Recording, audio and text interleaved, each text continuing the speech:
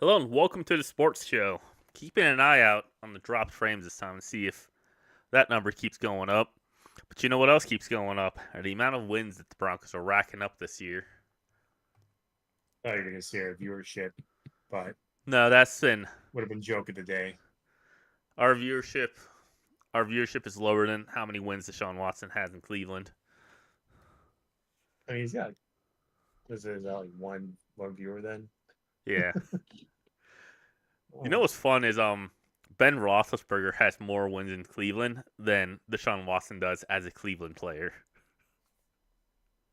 that's not surprising though at all to Playing me there actually. twice a year. Yeah, what was Yeah, I saw a crazy stat where Andy Reid has more wins in Las Vegas than any of the head coaches combined in Las Vegas does. Or it might have been any singular head coach in Las Vegas. yeah. Well, just in Vegas, not including Oakland. Yeah. Yeah, I mean, I guess it makes sense. Since he's just well, yeah. I guess if some other teams haven't played there enough, then he plays once a year. Then yeah, I guess it makes sense. But yeah, weird stats today. And then the last stat is the Broncos, with their win against the Panthers, have continued a streak of winning every single game that Bo Nix is not the lead rusher. Where he's not the lead rusher, we've been winning. Yeah. That's random too. Um, It got close. The closest was last week against the Saints. Javonte Williams had 88 yards rushing. Bo Nix had 75. yeah, But that's what I thought. I was like, wow, yeah, yeah, every week that we have lost, Bo Nix has been the Broncos' lead rusher. that makes sense because that means we can't get the run game going, and he's having to scramble too much. He's our only offensive production from the running Dude, he's from running it. he's pretty fast. I didn't Oh, realize dude, how yeah. fast he was. No, he's a legit athlete. Like he's fast, twitchy. I liked this week. He had much better footwork. He was just very calm in the pocket. Like I was very impressed. I I feel like one of the problems that I have when I'm watching football is I kind of have a hard time letting go of like certain I guess like identities that teams have. So, for example, next week we're going against the Ravens.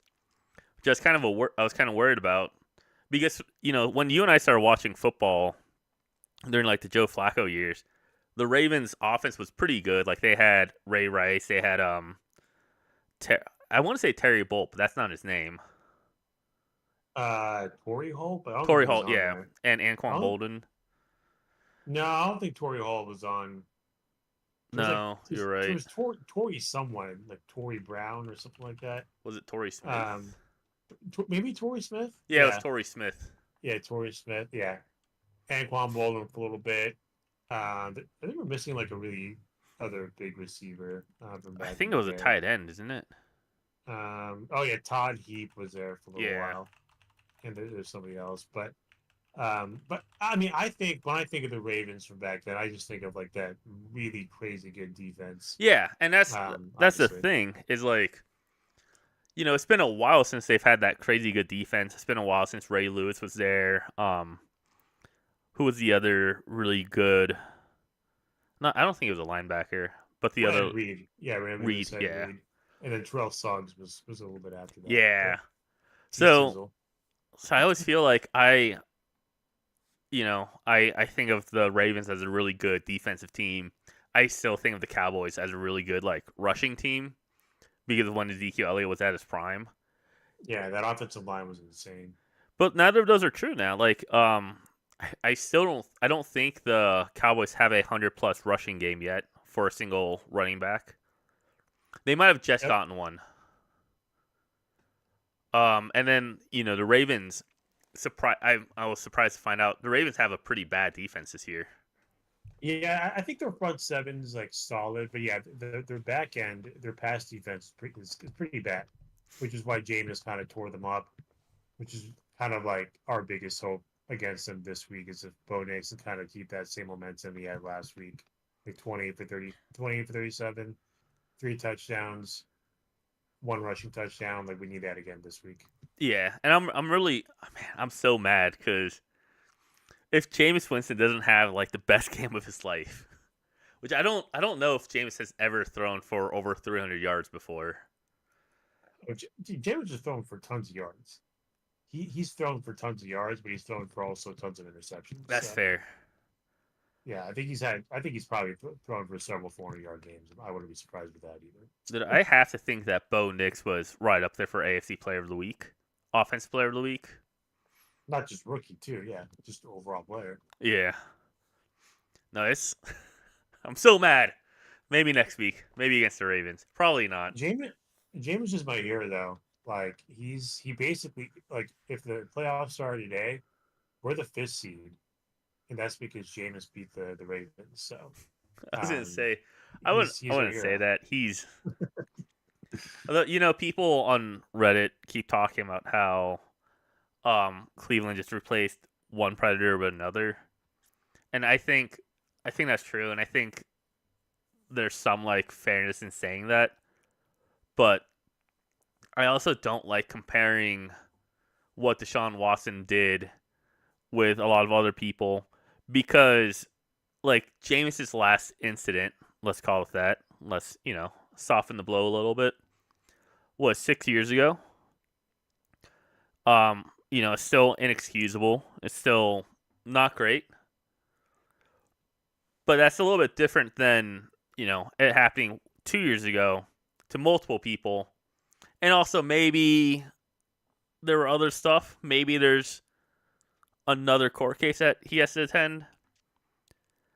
I don't I don't know if this is gonna be the end of his career at Cleveland, though. I feel like he has to play out the rest of his contract. Oh, they have to. I mean, they're going to give him every opportunity. If you're paying this guy that much, I mean, you just throw him out there and roll with it. They're not going to fire Stefanski. They're stuck with it. Um, yeah, he's going to be back next year whenever he can play again, in my opinion. I think it's gonna be. I really hope. I mean, I feel bad for saying this. I don't think you should ever hope for like someone to get hurt, but I really hope just for the next 2 years that Deshaun Watson plays for Cleveland. He just gets hurt for a season, and then whoever replaces him balls out and just obliterates every other team. I was so Well, so happy when that's what's Flacco. happening That's what's now. happening now. And last year, you're right, with Flacco. So with Flacco last, like literally, whenever he leaves, they start winning, or at least becoming a better than 500 team. Dude, Because it's that defense is still solid. I mean, they've just had to be on the field a lot, so they're not doing well enough this year. But if they're getting enough offensive production, that defense can make things happen. yeah, I mean it's almost like if you don't play a sport for 2 years, you're not gonna do well. I know that's apparently crazy to think about. I'm Yeah, trying to he's had too much time off. yeah, and you know, all all personal stuff aside, I think we talked about this a couple weeks ago too. When you're playing a game every single week, and even like in the off season, you're still training for playing. Well, you don't play for basically 2 years. I don't care how nice of a person or how bad of a person you are. If you don't play something for 2 years, there's no way you're gonna keep up like how well you were doing. And I think when you and I talked about before, we used the example of Michael Vick, who stated multiple times how he was making sure that he stayed fit while he was in prison, working out, doing all of that stuff while he's in prison. And we remember the highlights of Michael Vick with the Eagles, but that was just the 1 year that he did really good. And the years before and the years after, he didn't look as good. And when he left the Eagles, obviously he kind of petered out as well. So Yeah, it's not a guaranteed. Excuse me. I thought no, it's not. It's not. No. I thought it was gonna be easier to find scoring defenses, but it's turning out to be a little bit harder than I thought. But I was He's gonna say I don't think Cleveland has a very good scoring defense. They have a good defense. Oh, here it is. uh, Where is Cleveland on this list? Uh, Cleveland's 18th in scoring defense. So not, you know, they have a good yeah, defense, yeah, but but it's they not. just haven't had much help. What was Yeah.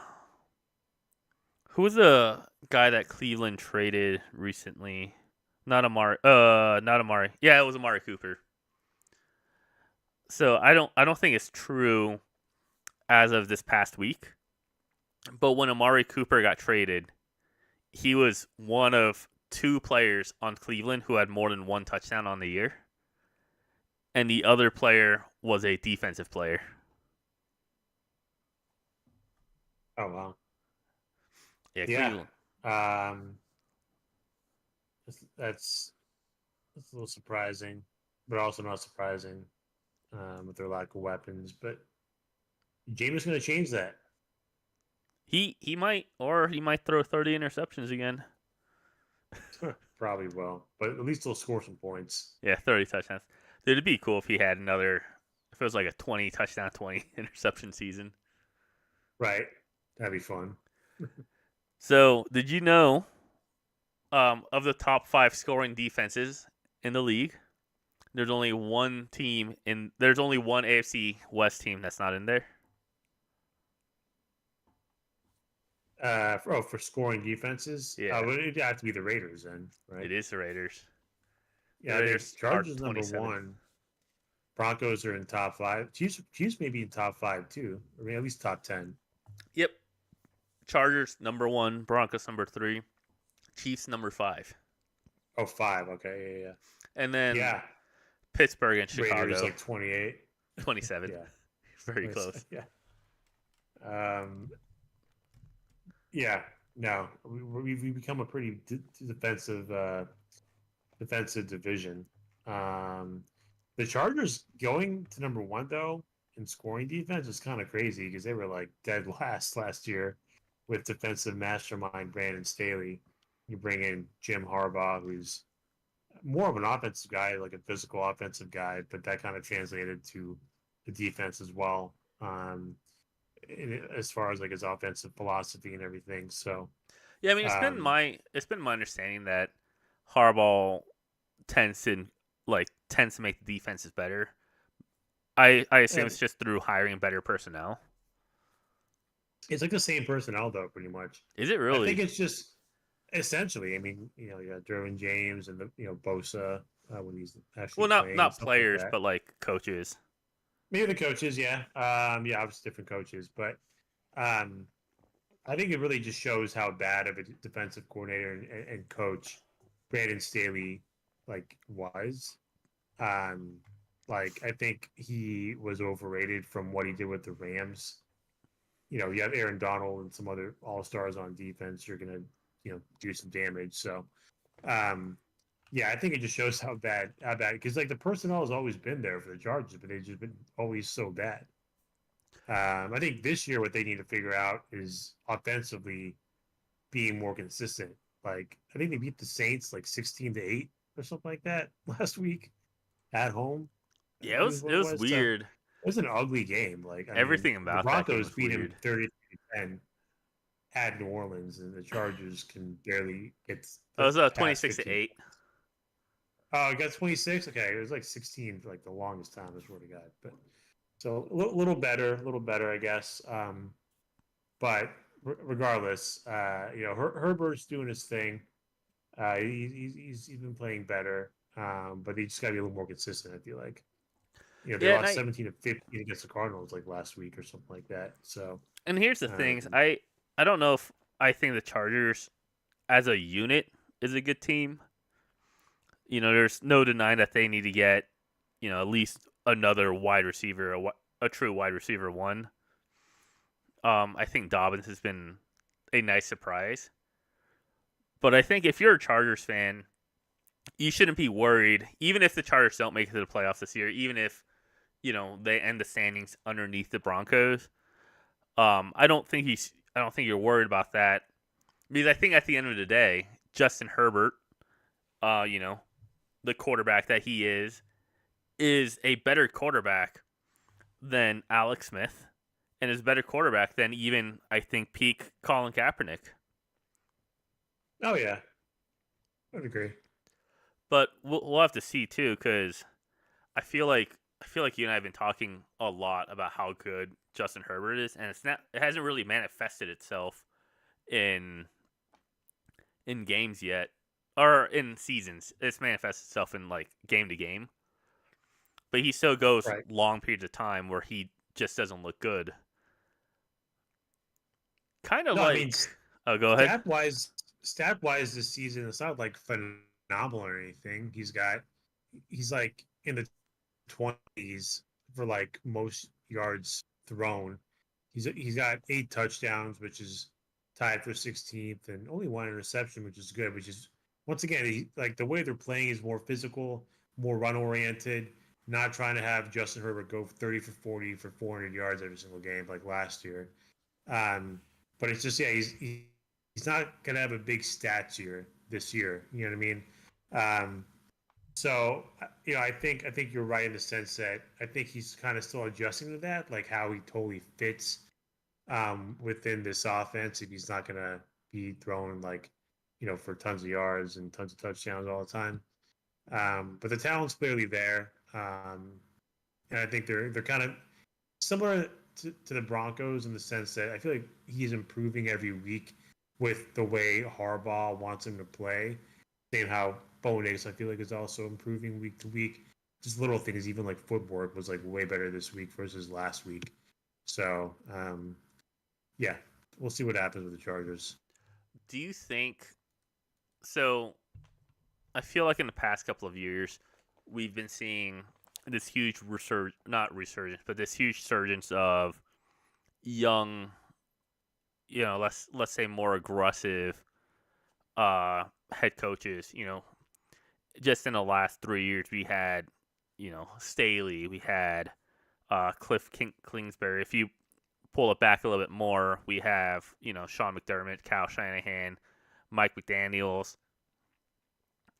Um, but then we also still have kind of like we could call them old guards. We have the Sean Payton, the Andy Reid, until recently, Bill Belichick. But when you're looking at the top of the standings, right? I don't know too much about the Texans head coach, to be fair. Um, but the Steelers have Mike Tomlin, the longest tenured coach in the NFL. The Chiefs, who was the second longest tenured coach in the NFL. Sean McDermott, who is probably closer to one of those younger, more aggressive coaches, but we also see a lot of teetering out from the Bills year to year since McDermott joined. Um, and then the NFC side is kind of different. We have LaFleur doing well. We've got God, why can't I not remember the coach for Detroit? Is it Dan Campbell? Dan Campbell, yeah, Okay, I Dan Campbell sounds like a fake name. It sounds like a name I would basically. give someone if I didn't want to give them my real name. But yeah, we've like the NFC's kind of it's still got a lot of those like younger quarterbacks or not quarterbacks, coaches, with maybe the exception being Todd Bowles with the Buccaneers. Um, and then Mike McCarthy in the Cowboys, but they're not doing too well. I don't know. I think it's kind of interesting how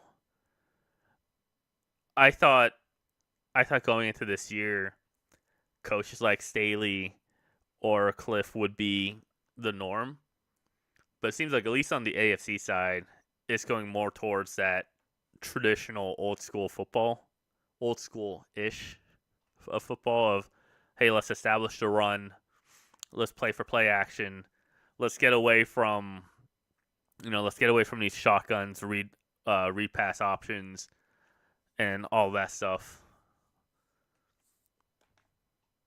I don't know. Do you think that's true, or Maybe I'm just noticing it more because it's more prevalent in the AFC. As far as like Just uh the old school way of football being more I guess better. better as in like coming back or like just a better way of doing things. Both. Yeah, I mean, you know, I think it's a mix of both. Like some of the new things that were coming through, like the Sean McVay stuff, is like not playing players in the preseason and stuff like that. Which I think now it's come around where everyone was doing that when he did it like several years ago. They're like, yeah, we don't need to play like any of our stars. But now I think with some of these like teams coming really rusty at the beginning of the season, like the Bengals, for example, right? Like I think teams are starting to realize now, like we got to play like players in the preseason to like make sure we come to week one, like not like treating it like a week five in the preseason because we're not fully aligned on everything yet. So, I mean that's one thing that's like different. That's kind of come full circle back to like the old way a coach would do things. Um, I think the biggest thing is you got to be like really physical, really physical. Um, when you Yes. sorry, can you hear me now? Yeah. So, you just got to be really physical when you're practicing, and you can't just you're going to be like a soft team per se if you don't get enough reps like with pads and everything. So it's a mix. I think you gotta like with the safety concerns in the NFL, you gotta make sure you're not taking things too extreme, like some crazy things you would do like back in the day, like padded practices all the time. Um, but but Yeah, I mean we've seen that, right? I can't remember exactly what year it was where the Packers won 17 games or 16 games, something crazy like that. Not I guess not 17 or 16. I think they won 15 games. Rested their starters on the last week of last week of the season. Then they had the bye week, and then they finally came back. It was almost 2 or 3 weeks of the Packers not playing, and they came in and they had the worst game that they had all season, including the game that they lost during the regular season, just full of drop passes, full of blown coverages, full of poorly run routes or not getting any separation. So I think there's something to be said about having a more physical game and actually getting your reps in. That's what we've been saying about Deshaun Watson not playing for 2 years. But at the same time, when you have injury after injury, I kind of think back to that Buccaneers game a couple of weeks ago where Chris Godwin probably didn't need to get hurt. Like, yeah, you're still in the game, but at 1 minute left and still down 10 points, it kind of sucks to lose one of your best receivers.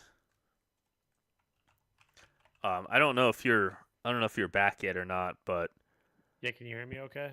yeah, you're a little quiet, but A you're little not quiet? buzzing anymore. Okay. We'll roll with this for a little bit. Yeah.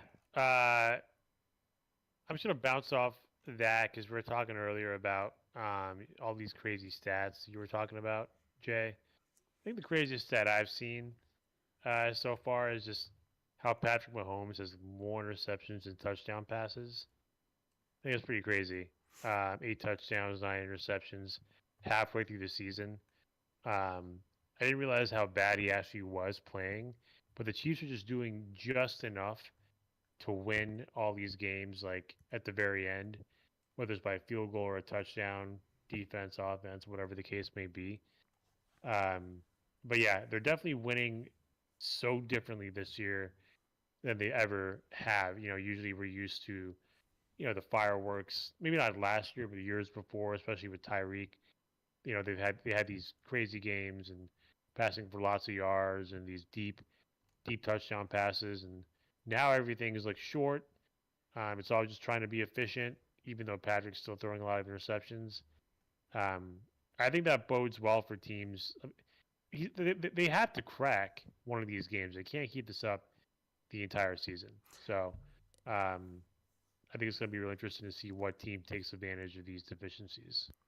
And I saw this thing where it was talking about how the Chiefs' hardest part of the schedule is behind them, and I think going into the season, right, that looks true. The Ravens should have been a really hard game, and to be fair, they are still a good team. The Bengals, huge question mark there on them. That's actually one of the topics that we'll talk about later. The Falcons were coming in pretty hot, but I think it's pretty safe to say that the Falcons are a good team, not a great team. Same with the Chargers; they came in pretty hot as well. I think they're a good team, not a great team. And then they went against the Saints, who, they were at this point already. They had dropped 2 games in a row, make that a third one against the Chiefs. The 49ers, which is, the Saints and the 49ers have been the Chiefs' most convincing wins at 13 points and 10 points. That's the only games that they've won by more than one possession. And I think it's pretty safe to say now that the Saints and the 49ers aren't that good of a team. Particularly the 49ers when they were going against the Chiefs, they were out Deebo Samuels. They're still out Christian McCaffrey. And I think they were out Brandon Ayuk. Maybe Kittle, but I can check that real fast.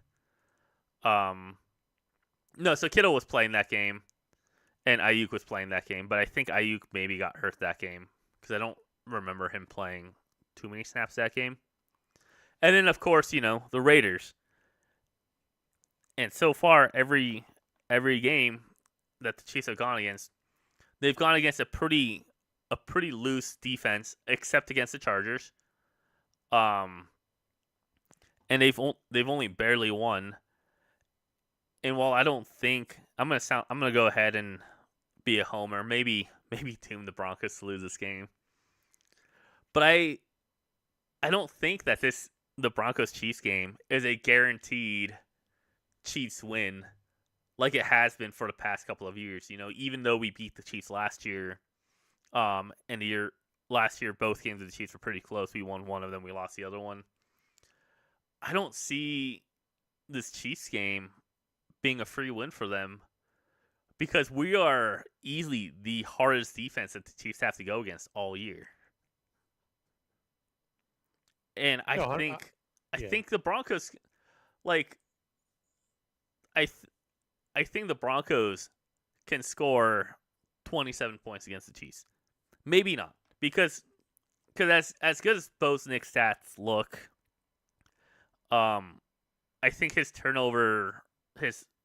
interception numbers are low because he's gotten lucky. During the 3-game stretch where he didn't throw any interceptions, there were at least 3 interceptions that he could have thrown that just happened to get dropped. And I think, most notably against I want to say the Saints, but I don't remember if it was against the Saints or against the Jets. Oh, it was against the Jets. It was Tyrann Mathieu. Mathieu had the interception in his hand and he dropped it, which would have given them the game. So, I don't think Bo Nix is anywhere close to the best offense that the Chiefs have gone against. But I think that we have one of the best defenses that they're going to go against. I think it's going to be a low-scoring game whenever we face them, which it was last year too, relatively. I think it was like a 24-9 kind of game or something like that. Yeah.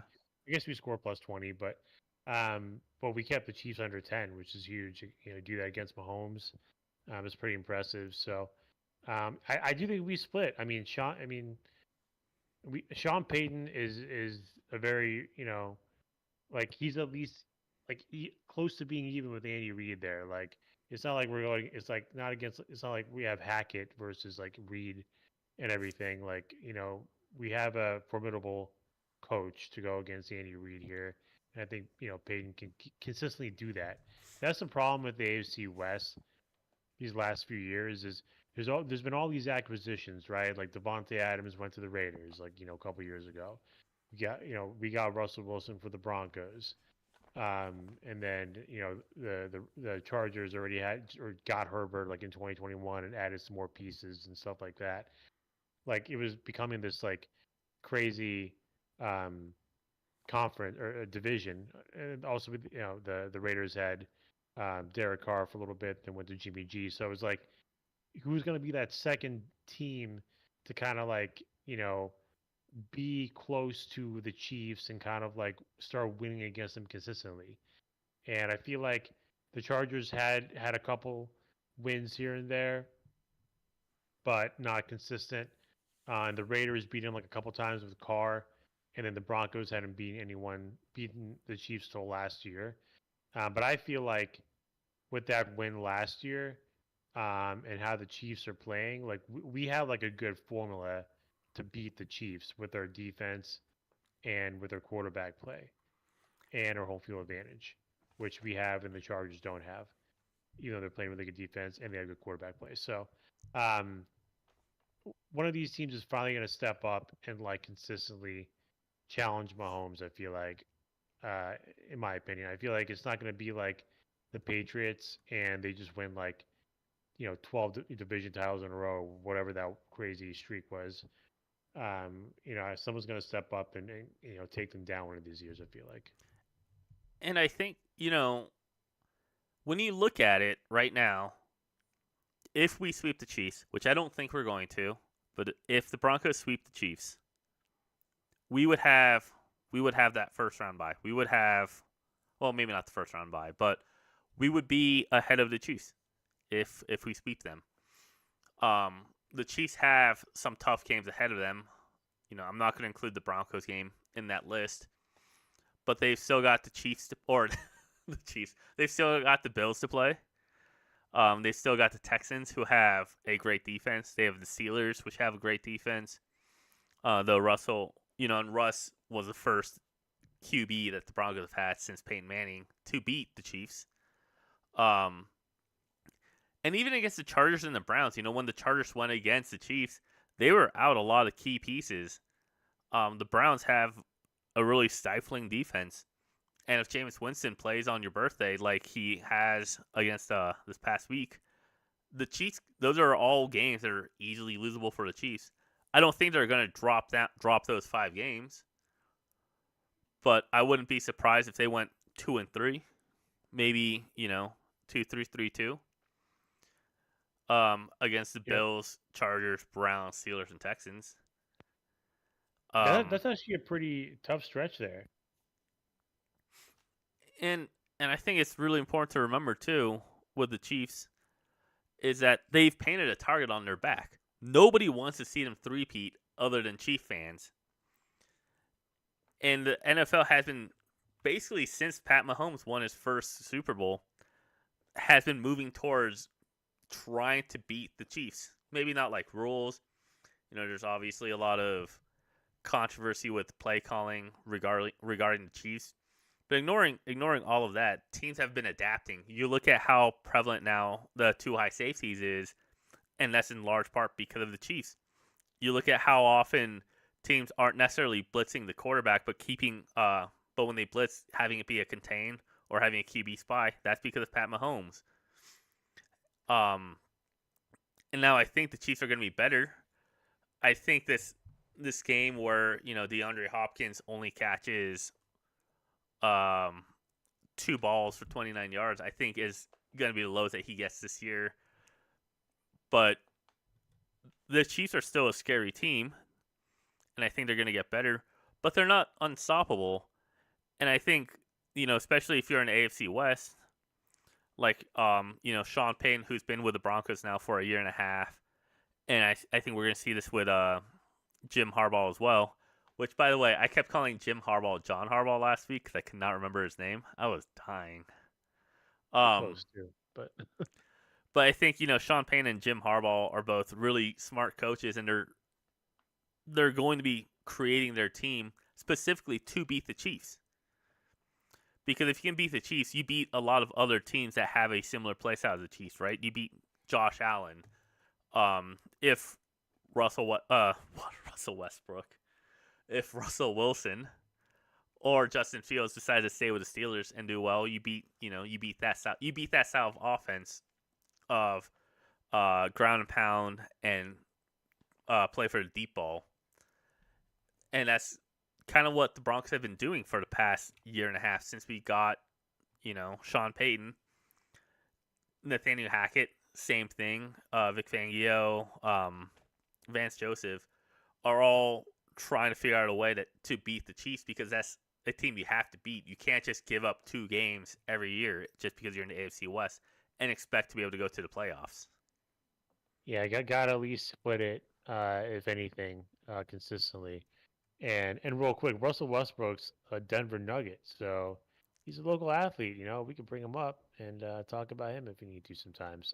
Yeah, I mean, he's not doing well um, right now.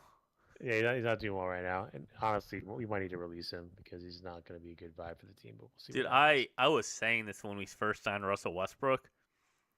Like, I think being an older player, it's fine. Like we had KCP, but the thing with like Russell Westbrook when he was on Oklahoma was he's kind of a ball hog. Like everyone likes to joke He's about not Kevin kind of a Durant. ball hog. He's like a huge ball hog. Like everyone likes to joke around about Kevin Durant being like a ring chaser and leaving all of these teams to try winning his rings. But you can't really deny the fact that when Durant was on a team that's willing to pass the ball more often, that he did better. Although I don't remember if he ever won anything when he was on the Warriors. Well, he won those 2 championships with the Warriors, so it worked. Okay. It worked out. But yeah, they had a great system, a great plan of attack. So yeah, and then he left the team, went to the Brooklyn Nets, and didn't work out. But that's another combo for a different day. But no, like I said, I agree with you. I think we're going to see more consistency here. It's not just going to be Mahomes and Reed forever. I mean, Kelsey's getting old. He's not even playing that well this season. He did on tight ends day though. He did on tight ends day, but everyone played well on tight ends day. Like it was like the most touchdowns ever on tight ends day ever. So it is what it is.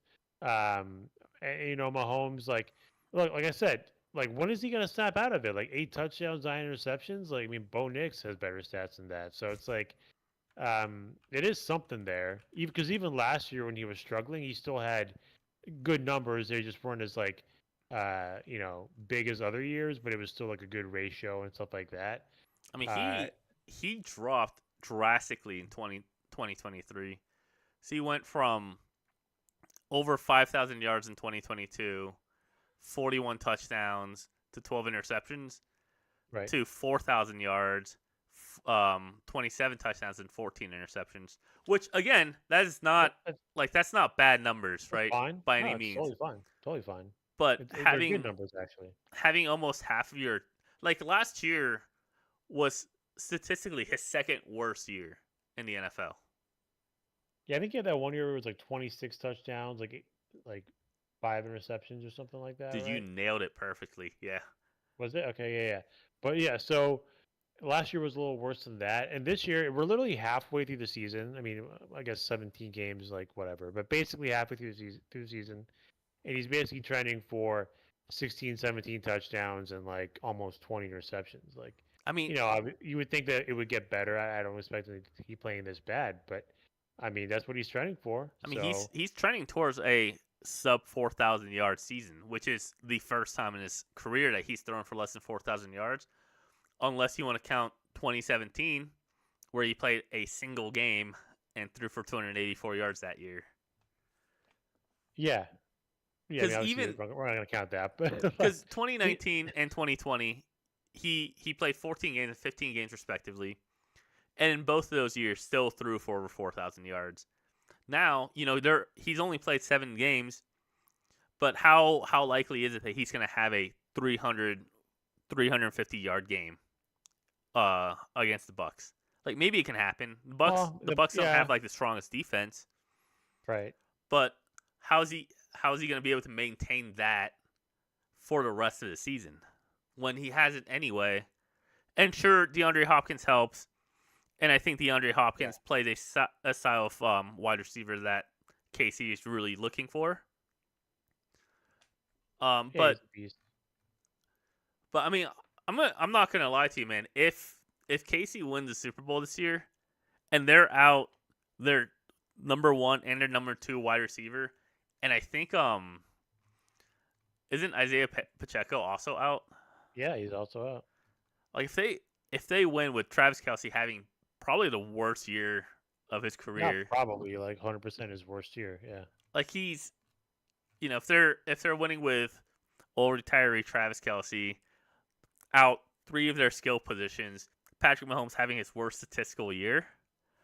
I don't know if I can keep watching football, dude. Yeah, it's like, how are you guys like letting these guys like just keep winning? Like, because the problem is some teams overcompensate when they play the Chiefs. Like, they just feel like they have to do all these things to win. That's what happened with Lamar. Obviously, it was earlier in the season, but maybe he play him differently now. But whenever Lamar plays the Chiefs, he like just runs a lot. He's like always trying to like run to make every single yard count, and he's not just doing his usual progressions, passing the ball, you know like how he is when they actually beat teams and how they beat the Bills and stuff like that. So the problem is, yeah, they overcompensate. Like teams do things they wouldn't normally do, which you would think would be a good thing. But I think in this situation, I think it's kind of a bad thing because you're kind of losing some of your identity when you switch to something else and you're not playing your game. So you're right. I feel like teams just they gotta like I think the Lions would be a good example of this. You just gotta stick to who they are and they'll beat them. Like that's what happened last year. They went to in Arrowhead, Detroit versus KC, and they beat them in 2017. So um, I think there's definitely teams that will do that, but in the AFC, it hasn't happened quite yet. So we'll see. Can we just briefly talk about how Detroit destroyed Tennessee 52-14? That's a college score. That's like Alabama beating like the Citadel or something like that. But That's they a did crazy it. score. They did it throwing for under 100 yards. They threw for a net 61 yards. Like Goff himself threw for 85 yards. Oh, for real? I Yeah. didn't know that. Wow, Um that's crazy. That's and actually and crazy. they only had the ball for 24 and a half minutes. Yeah, that's. How do they keep scoring then? I even like what was it, turnovers and stuff or what? Yeah, so there's 4 turnovers Okay, that and helps. then special teams. Gotcha. Yeah, that's one hell of a team win then. Um, I yeah, think 52-14 is pretty crazy. we talk a lot, not we, you and I, but I think there's a lot of talk about what's the best team in the NFL, and usually it'll go to, like the 2008 Chargers, but they had a really bad special teams. Name any, maybe the 16-0 Patriots season, maybe one of these like Chiefs teams. But I think, and maybe this is sensationalism, I think this Lions team might be one of the best teams in NFL history this year. Well, I mean, we got to obviously play out the year. Depends what happens. If they win the Super Bowl, maybe. But yeah, some of these blowouts that they've put on some of these teams have been really impressive. And Um, I thought they were going to slow down after Aiden Hutchinson got hurt, and they weren't nah, really able to effectively like replace him. Because I thought what they were going to do was try to get Max Crosby, right. but or the guy on the Jets whose name I can't remember because he hasn't played at all this year. Like Reddick. Hassan Reddick. Yeah. Yeah. But no, like the Lions haven't really made any notable roster changes. Obviously, they're about to make a roster change at wide receiver, but they have one of the best offenses in the past 5 games. I think it was. It might have been ever since Goff had the perfect game. I don't remember what game that was. Goff has more touchdowns than incompletes in that stretch of Yeah, time. Yeah, I think it was against the Seahawks or something, or was it Yeah, it against was the against the Cowboys? Seahawks. Yeah, yeah. It makes me think now, like how in the world did the Buccaneers beat them at Lions, right?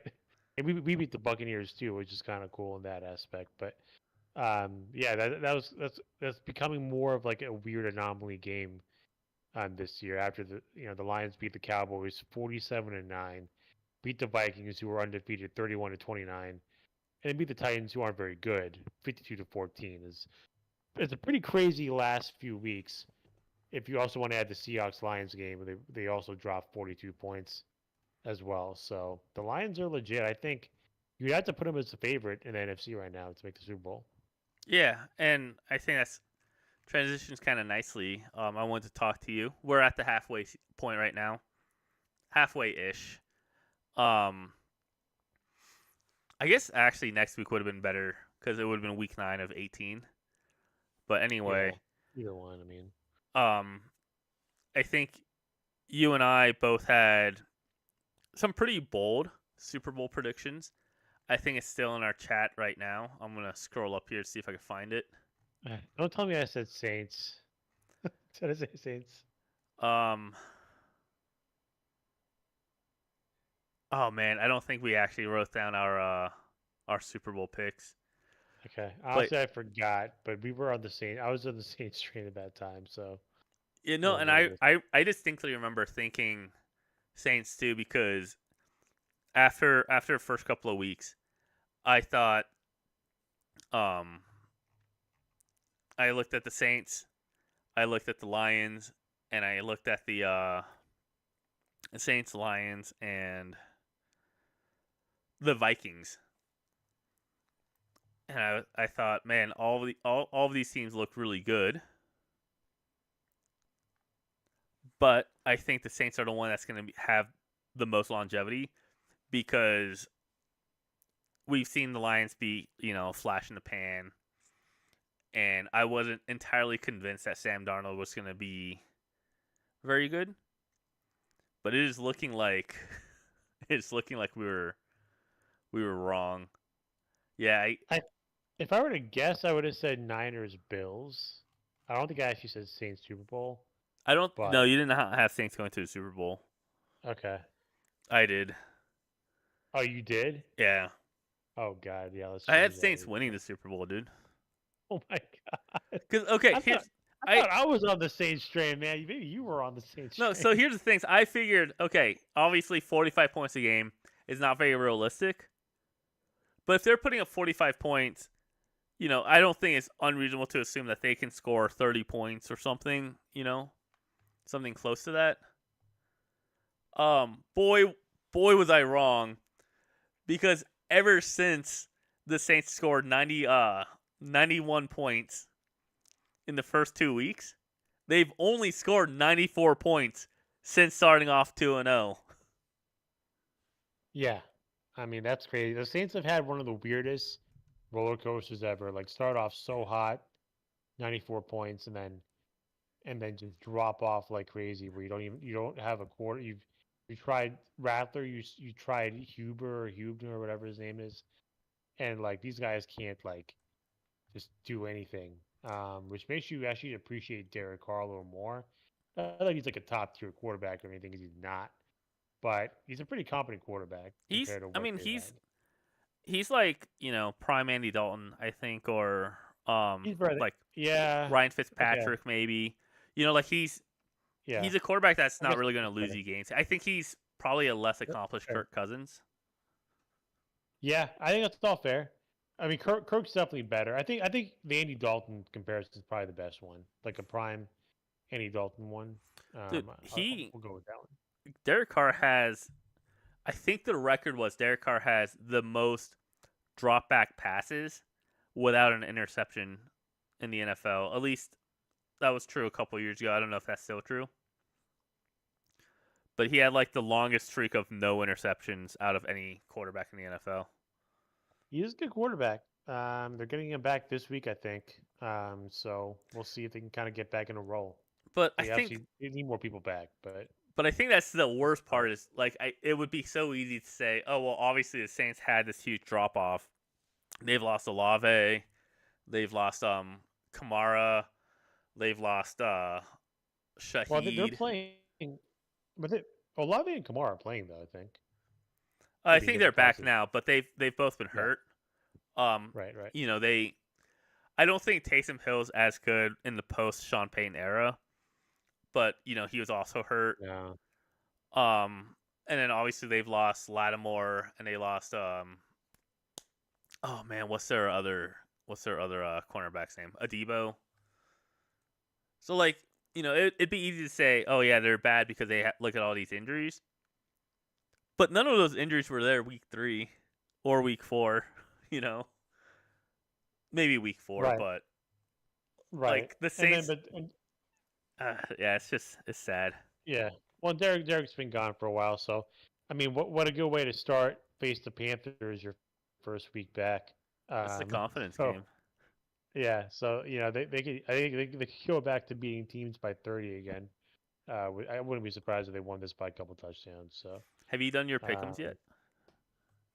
no, I gotta do them. I I gotta do think them. I have.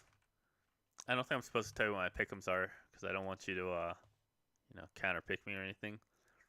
But I think I wouldn't do I'm that. double checking right now. Yeah, I put the Panthers to beat the Saints this week. Really? I would do the Saints, not the counter pick, but I would pick the Saints I if mean, my Derek rationale won. is I'm falling behind in my work pickums. I need to do something. I was the only one that predicted the Patriots to win. Yeah, that was a good one. That was a good one. That Um, was pretty shocking. That loss, to be honest. I mean, my rationale is I always say division games are a different breed of animals. Um, They Bryce Young they didn't look are. terrible against the Broncos.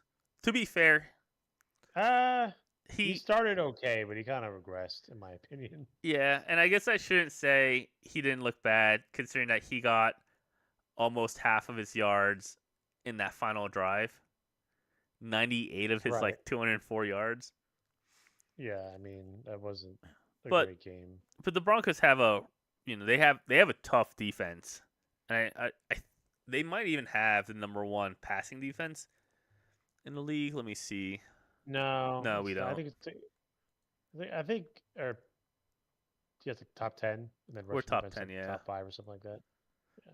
We're 8th for passing and then 11th for rushing yards. Oh, 11th. Okay, could be better. But the defense, our defense is also 8th for being on the field the most, which makes You sense. know, honestly, our defense it's got a lot of like underappreciated stuff. Like we have a lot of no-name people that are gonna be names in like a year or two. You know what I mean? Yeah, Obviously we got Sertan, but like Riley Moss is a really solid corner, and then Nick Benito is a really good linebacker. and he wasn't even the starting linebacker this year. Oh, he wasn't? I thought he No, was. But he's really good. He's got like a sack in like 6 straight games, something like that. Which is he's the first Broncos uh, rusher to do that, or edge rusher to do that since Von Miller, which is pretty cool. Um, but yeah, we got them, and then Jaquan McMillan is a really good slot corner. Kind of reminds me of like maybe like Chris Harris in his younger years, being that slot nickel corner, where he could be eventually a actual like right cornerback or like cornerback at some point, but super good. And then PJ Locke at safety after he replaced Kareem Jackson last year has played pretty well. And then our rush, like our D line is just kind of randomly good. Obviously, we got DJ Jones, who we got from the Niners a couple years ago, super solid, clogging up the middle. Zach Allen, solid. Um, yeah, we just have a solid defense. I feel like a lot of underappreciated potential stars that are going to be Jonathan stars Cooper. in a few years. Yeah, Jonathan Cooper, like Brandon Jones, I think is one as well, right? Yeah. Oh, So I know you mentioned Jaquan McMillan, but he hasn't allowed a touchdown all year so far. Yeah, exactly. He's a really good slot corner. Finally got an interception recently, and yeah, Riley Moss like been playing really good. Like deserves that starting like cornerback position. So yeah, our defense is it's starting to become like how it was when we had the no fly zone. In my opinion, we still got to add a couple like a piece or two maybe somewhere. But it's starting to make me feel the same way as that same defense.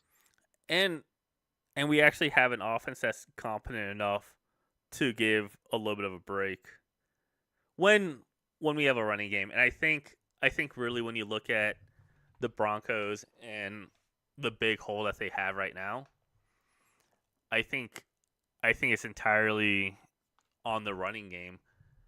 Like I like watching Javonte Williams when he's doing well. Same with Jaleel Laughlin. McLaughlin. Yeah, I always get him and Jaquan McMillan like mixed up. It's like the same thing, but it's not. But like I kind of miss P Ryan. I kind of Tyler Beatty, I guess is how you pronounce it. Well, Estime this year, he's been a disappointment. I watched him in Notre Dame last year. I thought he was really good, but he's had fumbling issues and hasn't been that power back that we thought, he could have been quite yet. And I But if he know ever gets rolling, like he's going to be a big upgrade for us. like running backs fumbling the ball is as much to notice as everyone thinks their team has a bad offensive line. Everyone thinks that their running back has fumbling problems. But man, it feels like we've had fumbling issues for so long. Whether it's how do you pronounce his name? Es Estime Estime, Estime. yeah. Or Melvin Gordon. Even Yeah. even Noshawn had fumble issues. I feel like when we had him. Yeah, but it's not even just the running back. I mean, look, in Cortland fumbled last week. We should have won 42-7, not 28-14. First of all, against the Panthers, Humphrey because he fumbled. fumbled in the half-yard line as he was about to score, and then obviously little Jordan Humphrey has a fumble as well in the beginning of the game that makes the Panthers go up 7-0. So yeah, I think we still got to clean that up, and we should be dominating some of these games more than we have been. But yeah, fumbles can't happen, especially the better teams, or they're going to make us pay. So Can hopefully it gets cleaned up. we briefly talk about the Panthers? Oh, what was his name? Um, it was I think it was their cornerback, J.C. Horn, Oh getting mad at yeah, the Broncos for running up the score. yeah. It's like, dude, like, I mean, This just is the second smallest margin that they've lost by. yeah, yeah. I mean, we could have I get it. Like, Peyton was just running like a couple fake punts, and Cortland Sutton like throwing a pass, stuff like that. He was just kind of messing around, but he was just trying to get like all the team more reps. He needed Bo to get reps in that situation, get the special teams to try certain things, see what works, see what's not. The game was already in hand, and like you said, like they've lost to like other teams by like way more. Like I Even said, we should have been just as much as the other teams, but like talk to the other teams, like they running up the score, and like Payton said after the game, like he's been in games where he's been up like 28 in the fourth quarter, and they've come back. You never know what's going to happen. You're not. It's not like you're up like 70-20, which we lost. That was our score last year. He didn't complain then. Like I think JC Warren was just being kind of a little B word, if you get what I'm saying. dude, I was mad at Sean Payne for not getting mad at the 70-20 game last year, and he didn't he didn't react to it. Our defense got noticeably better after that game, Right. but yeah, I mean, even if you ignore the fact that the Panthers had that late game touchdown, 21 points is only more than how much the Falcons beat them by and how much the Bengals beat them by. Right. And I mean, we only beat them by 14, which is kind of funny. Like, we only beat them by 14. yeah, I mean, which is how much they beat the Raiders by the way. It's not Right. Yeah. That's just like being a sore loser. I mean, I get it. It's like a tough year. You just keep losing. There's no hope. But I mean, it is funny how J.C. Horn is Joe Horn's son, right? Which Sean Payton coached in New Orleans like a decade ago.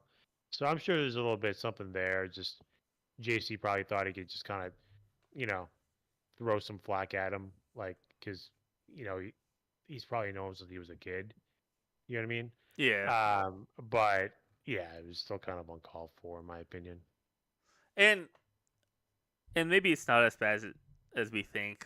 Sean Payton Probably did not. say that what he said he heard JC Horn saying something, but he went over there to yell, "Hey, I coach your dad" or something.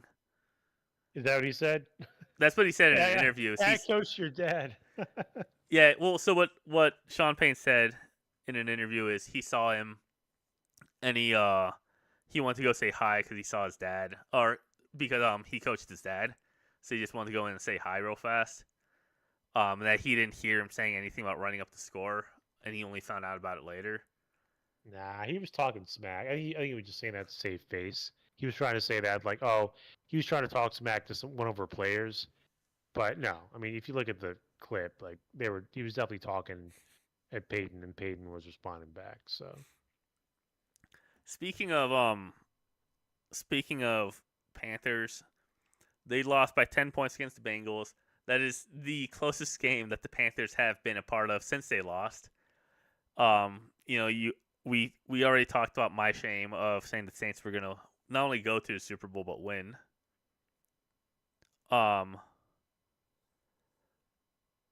What are your thoughts? 'Cause I know you were still pretty high up on the Bengals. yeah, no, I'm still there. You're I still there, mean, dude? I'm I'm I am still on the Bengals train. I mean, look, it's weird this year because last year we had a bunch of teams in the AFC that we thought could make the playoffs, right? There were a lot of good teams, like up to like the 10th team or something like that, that we thought could be those top 7 teams. But this year, it's like flip flopped. The AFC, in my opinion, only has about 7 or 8, like maybe like eight teams this year that have a chance to make the playoffs, and there's 7 slots. After that, it gets kind of barren. Maybe nine because we'll count the Bengals. Um, and the NFC, they have more teams up through like top 12 teams that can make it. Whereas last year, like I feel like we were pretty much set after halfway through the season. Is like these 7 teams are probably going to make it in some order, right? Because after that, all the teams below them were like really bad and just had really bad losing records. But this year, look, number one's KC in the AFC, 2 is Houston, 3 is Pittsburgh, 4 is Buffalo, 5 is Denver, 6 is Baltimore, 7 is Los Angeles, 8 is Indy, then 9 is the Bengals, right? So literally between the Bengals to the Chargers um is like pretty much a 1 game different. Like, well, maybe like a 2 game difference. If the Chargers lost 2 more games and the Bengals won 2 more games, I mean they'd be past them easily. So Bengals are right there. I think they could win 6 out of the next 9 games, and that might be enough to get the 7 seed, for all we know. After them, it's like Dolphins, Browns, Raiders, Jaguars, Patriots, Jets, Titans. Are any of those teams going to pass the Bengals? I don't think so. So it's all about them just kind of clawing up a little bit to get to that 7 seed.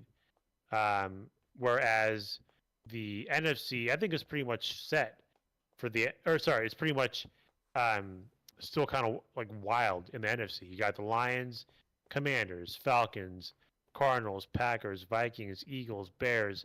That's 8 teams in already, and the Bears are 4-3. Okay, and they're out of the playoffs right now. But the Buccaneers are right there. The Niners are the 10th team. They might go up a little bit. The Seahawks have been playing worse, right? But they're still a solid team.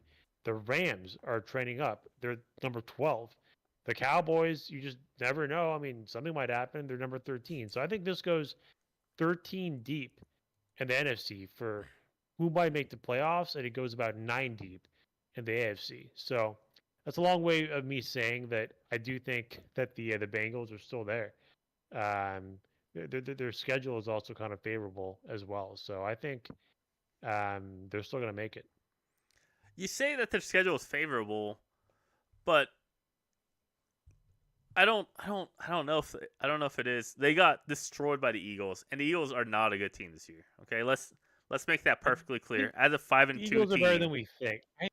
I think they're better than we. I don't think they're great, but I think they're better than we think. They'd still have a pretty good roster overall, and they're starting to they like find out what the rhythm is. they have a good Um, roster, but they have a terrible head coach, which is going to hold them back. You know, the Eagles have looked good against the Giants and the Bengals. And again, if you're a Bengals fan, that's not a team that you want to be compared to. They no, blew out the Giants by I agree. 25 points and 20 points against the Bengals. They got smashed by the Buccaneers. They they almost lost to the Browns. If Deshaun Watson threw a single touchdown, if their running back, if any of their running backs scored, if they had scored any offensive touchdowns that game, the Eagles would have lost. And I think that speaks more against how bad the Browns were at the time than how good the Eagles are. The Eagles only put up 15 points against the Saints. We've seen how bad the Saints defense is now. Even before Adebo and Lattimore got hurt, Eagles were only able to put up 15 points against them. They lost in prime time against the Falcons, against Kirk Cousins, no less. I don't think the Eagles are a good team. I've maintained this since last year. And the Bengals got absolutely demolished by the Eagles because I don't think the Bengals are a good team this year, at least. And it sucks. I like Yeah, Joe Burrow. Um, I don't really like Jamar Chase, but I think Jamar Chase is a good wide receiver. But yeah, I think it's clear that the Bengals are not that good of a team. And again, they only beat the Panthers by 10 points. That's the smallest margin that the Panthers have lost by. And, you know, it's not as embarrassing as losing to the Panthers like the Raiders did. But I don't see the Bengals doing enough to get to 9 wins or 10 wins. well, at the same time, they only lost to Chiefs by 1, Commanders by 5, and Ravens by 3. All pretty good teams, right? So they can like turn it up as well against really good teams. So even though they have to play the Ravens again, they could win that game for all I know. I don't know. I'm not going to say that they couldn't win that because they were up against the Ravens for most of that game that the one they lost. Um, then the Steelers, I think they at least split that series. And then you look at their schedule. I mean, look, Raiders win, Ravens might be a win, Chargers could be a loss. It could be tough. But then Steelers maybe lose that one. But then at Cowboys might win, at Titans win, Browns at home win, Broncos I'm gonna say a loss because it's the Broncos, and then Steelers maybe lost there. So yeah, I think there could be another 3 losses here. I'm not gonna lie, but that might be enough to get them in. Um, that put them at 9-8, and let's see how things kind of fall the rest of the way. But you're predicating that on them losing or them beating like the Ravens. And I don't think that's going to happen in Baltimore. I don't I don't think the Cowboys are a good team, but I don't know if the Bengals are going to go to Dallas and you know, they couldn't stop the run against the Patriots with Jacoby Brissett. Stevenson ran for 120 yards. That was the first game, okay? We can't say anything about that first game. But even but even But then, you know, Isaiah Pacheco ran for 90 yards. Um, the Commanders ran. Oh, wow, the Bengals did pretty good stopping the rushing game against the Commanders. I'll give them that. there we go. I'm not gonna lie, they haven't been as good, right? I'm not saying they're like a very good team. Like they're if they make the playoffs, they're gonna squeak in, okay? and they're a cheap organization who's let go of top talent when they should have paid them. Like Joe Mixon would be huge right now for this team, and he's doing well with the Texans. I believe there was a couple defensive players, or I forget their names, that are really good that they let go of as well. So they haven't done themselves any favors as an organization. They still haven't even paid Jamar Chase yet. Um, so yeah, they're not as talented. I get that, but when you have a really good quarterback like Burrow, like I'm not gonna just discount that until it's very obvious that they can't 100 make the playoffs at that point. And if you haven't reached that point, in my opinion, they're 3-5, not the end of the season, not the end of the world. They'll beat the Raiders next week. They'll be 4-5, and they'll be right by 500 going the Ravens. So they got a shot here. But they gotta obviously they don't have much room for error now, so they gotta like win and win now. So I don't know. I think I'm still on it, man. I'm still on it. I am on it. It's the only one I'm on. As far as like, I've been off the Jets for a couple of weeks now, and same with the Saints. Like I've like just shedded that, and I've just moved on. But the Bengals have at least showed that they can like compete with these top tier teams. They just got to put it all together. and I think ultimately it's going to fall on the Chargers game. I think the Bengals season and really the Chargers season, I think both their seasons ride or dies on that game on November Well, 17th. well, well they got to win 2 of their next 3, 100% minimum. I don't know how they beat the Ravens. I get that they just barely lost to the Ravens. Hey, the Broncos might beat up the Ravens a little bit, so they might be a little tired. So we'll see. Like you said, divisional games are divisional games, so they're different. It might be close. And I do think the one thing I'll say about the Bengals, to their credit and also to their detriment, is I think the Bengals play up to the level of their teams, right? Like every single game that the Bengals have had, for better or for worse, besides this Eagles game, has been a very close game. Yeah, they haven't been blown out. I guess except for the And Eagles, I guess. even But with this that was also Eagles, the second half. Yeah.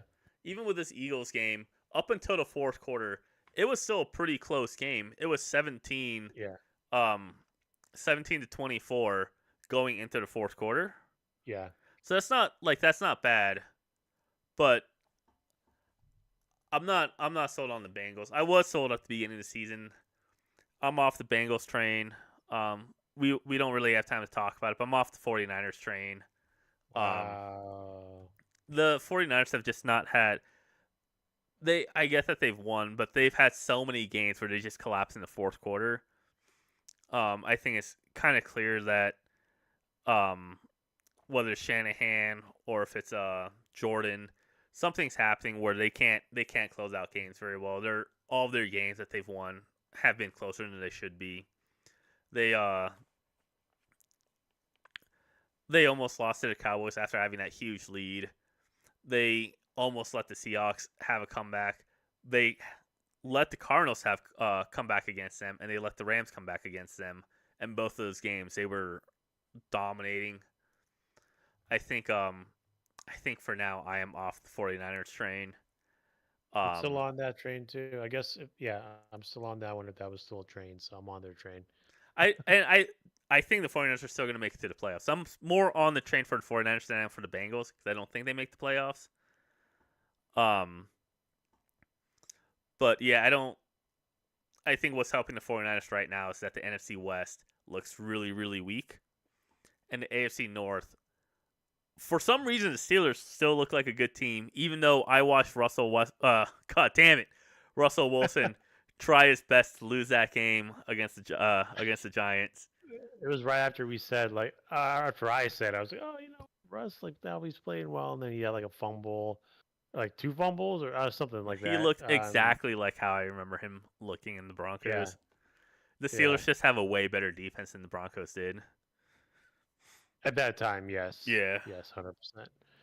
All right. Well, I do have to go in a little bit. Should we just pick our game of the week for next week? Yeah, no, I think that's great. Before we do that, I promised you guys last week that I had a special surprise this week. I don't think it's going to be in this episode, but look out on the YouTube channel for a special, smaller, shorter episode where I'm going to basically talk with one of my friends about the Colts and what his thoughts are. It's only going to be a short thing. Yeah, you guys can really dive into this Anthony Richardson, Joe Flacco thing. Be exciting. Yeah. We couldn't. We kind of started late. I had dinner at the beginning of this. We want to talk about the Hail Mary with the Commanders. We want to talk about the no call on the Vikings. Talk about the Ravens and James. We kind of talked about Jameis. Yeah, we did. But a lot of those are pretty inconsequential. The Hail Mary has been talked to death. The Vikings face mask or lack thereof, I don't think really changes how the game goes. Just puts a bad taste in people's mouths.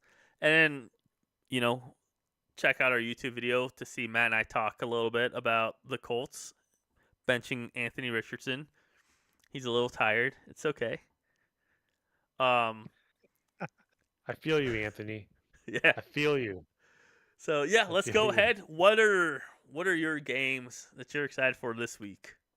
Yeah, I mean, I think this week, I'm actually very excited about Texans Jets tomorrow.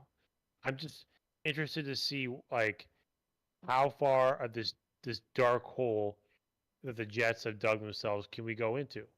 If they lose this game, it's almost like um, what happens? Like, what do you do? Do you fire more people? Like, it's just like it's just gonna be really depressing over there. And if they win, we'll see what happens. But the Texans are down Nico Collins, I believe, right, and No, Stephon Diggs, yeah, or they're at least down both. maybe just Stephon or both. Yeah. So I think it actually is going to be a tougher game than we think. I think Jets are actually favored -2 at home. So, it's telling us something here. So I actually wouldn't be surprised if Jets won here since the Texans The are Jets missing still have a 2 of their big 20% chance to make to the playoffs. I think this whole Yeah. I think these stats are bullshit, dude. Well, remember what I said earlier. The AFC, there's tons of bad teams. The So Jets if one have of the these same teams record catches, as the Patriots, dude. I'm just saying, if one of these teams catches on fire, they could do it, like the Bengals. I It's actually only one game better than the Jets, but think the Jets um, have to win out to make it to the playoffs. I don't think 9 games is I enough to mean, make it to the playoffs in the AFC. I think 9 is, man. We'll see, we'll see. We'll figure it out. But I do think the Jets. Like I'll do the pick'ems after this. I'm actually gonna pick the Jets to win this game at home. Like they kind of have to. Like especially the way they lost against the Patriots. Like if you're not fired up to like avenge that loss, not against the Patriots obviously, but just how you played last week on a short week like this against the Texans, like shouldn't be in this league. So I'm interested in that game. The other game I'll just point out that is interesting to me is, and it's not a surprise, Broncos Ravens, right? I mean, honestly, 2 5-3 teams. Obviously, the Ravens are favored. I get it, but this will kind of show where we're at. Are we going to get blown out by the Ravens? Like, I hope not.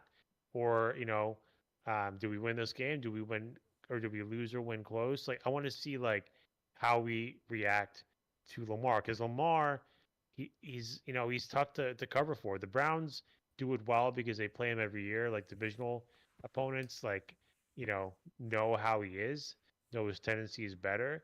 But teams that don't play them all the time, like the Broncos, we play them just every once in a while.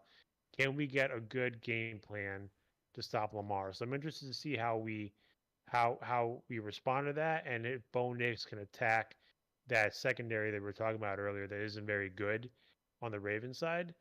Can he attack that to, keep the game close and potentially pull out a win? So those are the 2 games I'm really interested about. Oh, this game actually just kind of usually, I know it's usually supposed to be one game, but there's a few We games have this week. never done just one game.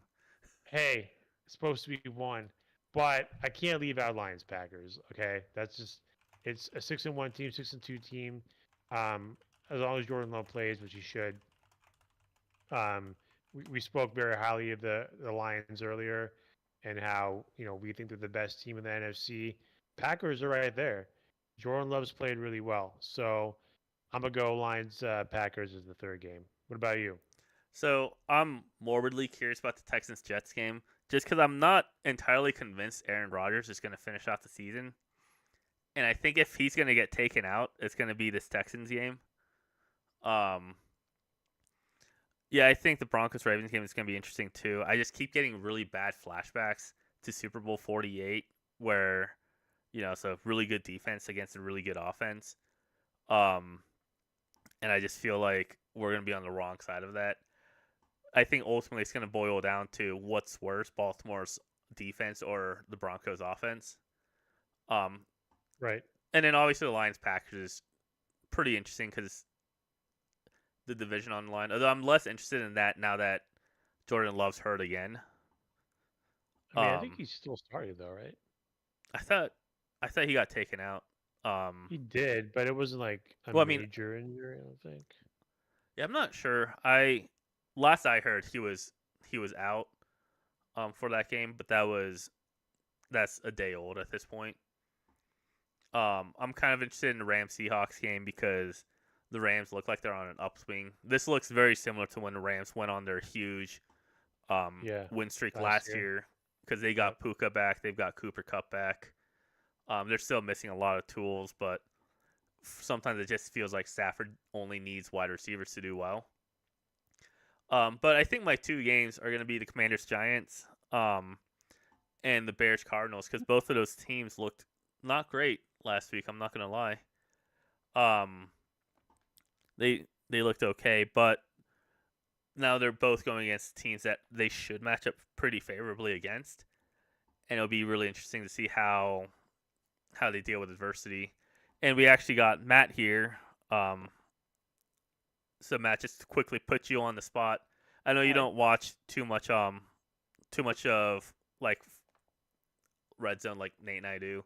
But is there any game that you're pretty interested in this coming week?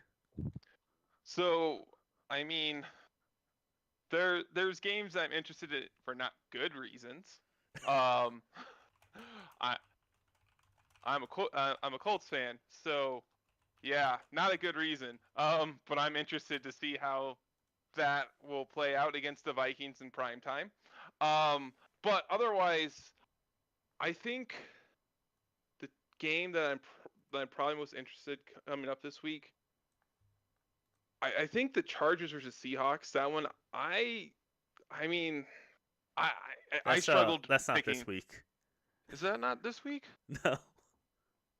It's Chargers Browns this week and Rams Seahawks. I meant Rams, and I don't know why I said Chargers, but I definitely meant Rams. They're both LA. It's fine. They're both LA. I saw yellow. No, I meant Rams. Same team. No, I remember when I was doing my weekly pick'ems. That was the one I waffled the most back and forth on who's gonna win. I think was the one. That one, I mean, yeah, that one. It was harder for me because I think both teams play good and play bad. Now I think there's been a lot of people getting healthy with the Rams, and I think they'll be a lot better. But they'll be a lot better. Seahawks always have this weird X factor to me where they'll look good and they'll look like trash. They'll look good and they'll look like trash. I just never know who's going to show up. And so I guess it kind of doesn't sound good because they're both bottom in the division, but I can see it being a competitive game. It's actually kind of good. Yeah, I mean, I don't know what it is about that division specifically, but I just feel like whenever Cardinals, 49ers, Seahawks, or Rams play against each other, it's just the ugliest game. Like it's uglier, I feel like, than most other division games. Yeah, just like more mistakes or more like ugly and just execution or Yeah, I don't know if it's mistakes or if it's other teams playing, or if it's them playing higher than they're expected to. It's just I always feel like even the year where the Cardinals looked like shit and the Rams ended up winning the Super Bowl. Yeah. Like even then that was a close game. Every division game that the 49ers had last year, despite their dominance, felt like it was pretty close. I think the 49ers actually lost against the Rams, and the Rams had Baker 2 years ago. So it's always I always say that division games are you know are always wild cards, but especially in the NFC West. Yeah. But hey, I'm glad you're able to join us. When I say us, I do literally mean us. We've had 0 concurrent viewers for the past 2 months. It's fine. It's fine. I don't advertise the show, but I still like to pretend that we have viewers. So you've already talked a little bit about yourself. Mhm. You're a Colts fan. I Yes. think about 2 years ago you were watching football pretty religiously with the rest of us, but now you're off doing bigger and better things, mostly Yeah. watching Colts. Well, I watch the Colts, and then after I get really sad, I keep the Colts on the side on my phone and try and find something that doesn't make me as sad. Wearing your Andrew Luck jersey. Oh, well, see, that's part of the problem. I got the Andrew Luck jersey, and then he retired. I get Jonathan Taylor's jersey, and then he's out that year. I got Anthony Richardson jersey this off season, And he's and tired. and he's tired. So I think there's a lesson here about I should never buy a jersey. Can you buy a Pat Mahomes jersey? Yeah, probably. Those are probably for sale. Still. Um, so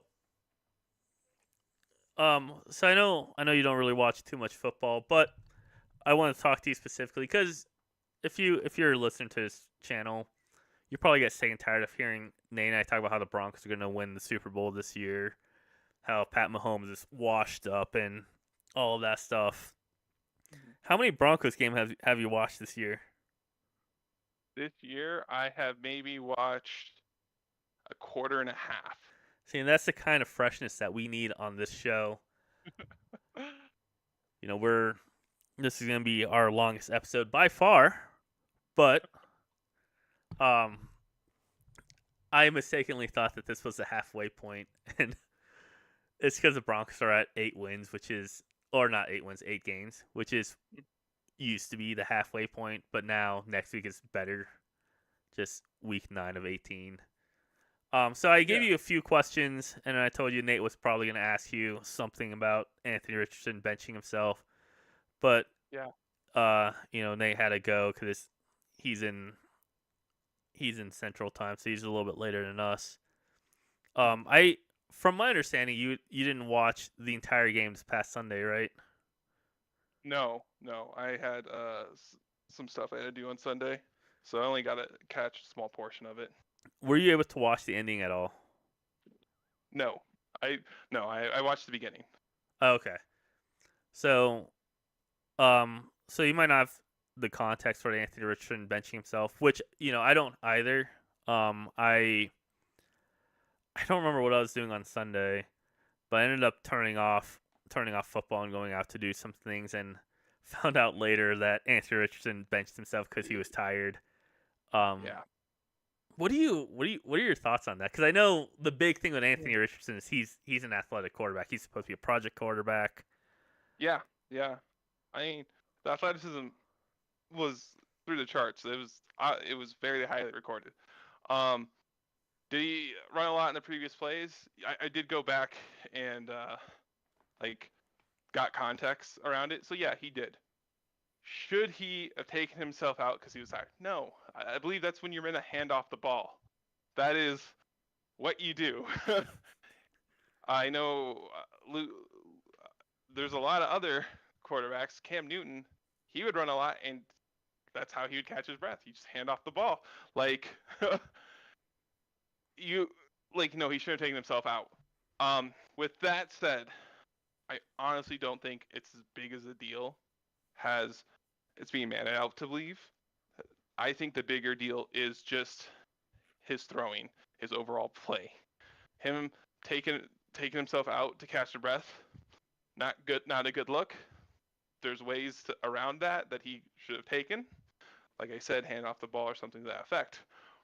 But that's not the issue. The issue was his abysmal performance. Being compared to Tim Tebow. That's not a great comparison. Yeah, I know. The He took something away from us. He took away the record for worst completion percentage out of all eligible quarterbacks in it's like since the 80s, I think. well, But yeah, yeah. I think I messaged you um at the half when you were out and about, and Anthony Richardson was like 2 for 15 for like 40 yards, Mm-hmm. which isn't all on him. I get that.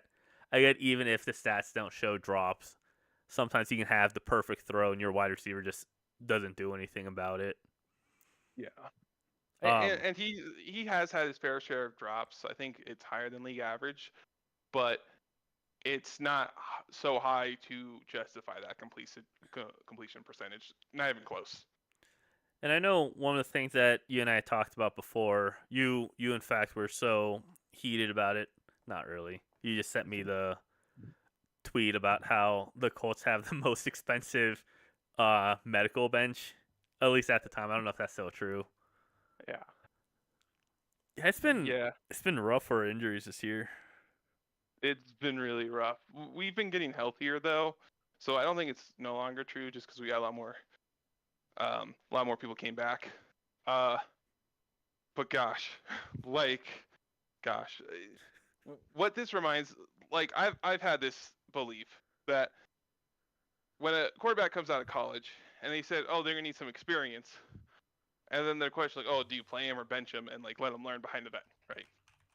I've always felt that if there is a mechanical issue, then that quarterback needs to be benched and needs to just work on that mechanical issue to the point where when they become under pressure, that is what their default nature is, the correct throwing motions and things like that. If the quarterback goes into the game with that mechanical issue, like they could work on it all off season, but they finally get pressure on them and they default back to their old bad habits, that's when issues arise. And I think the completion percentage is just showing that like he has these mechanical issues that he was able to muscle through, and he had some great throws. Like I remember season 1, he had that incredible throw to Alex Pierce, but like that doesn't. Those are flashes in the pan when you need to have consistent, reliable mechanics to fall back on. Do you think? And Oh, sorry. Go ahead.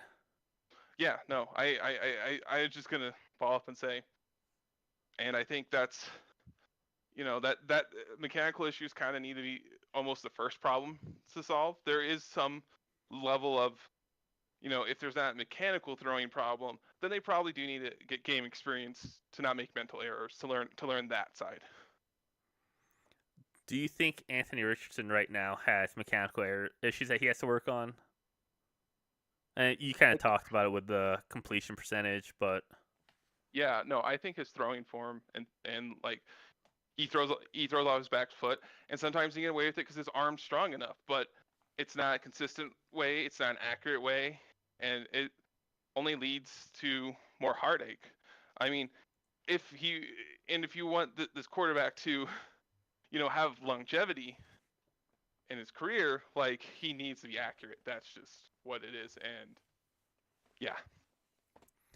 so do you think ultimately it's a good call for them to bench him for Joe Flacco? So I think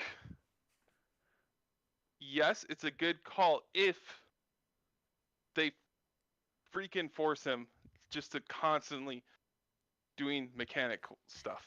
Getting, like I said, making it the default mode is the good behaviors. Um, I honestly don't think his like reading uh reading the field was really his issue. I really felt like it was his accuracy, and I think it's a good call in that regard. If they actually, they said they're not giving up on him and all that. If that's actually true and not just coach speak, then I do think that's a good call. Um, However, if it's you never If they never force that, then I don't think it's a good call. With that said, our best chance of winning is Flacco. It's not Anthony Richardson. I mean, Flacco could go 2 for 2 on post-retirement, postseason. Do you think he's looking better now than? I guess I didn't really watch too much of Flacco last year. Mm-hmm. But do you think the Colts team, at least the offense, I guess, is better than the Cleveland's offense?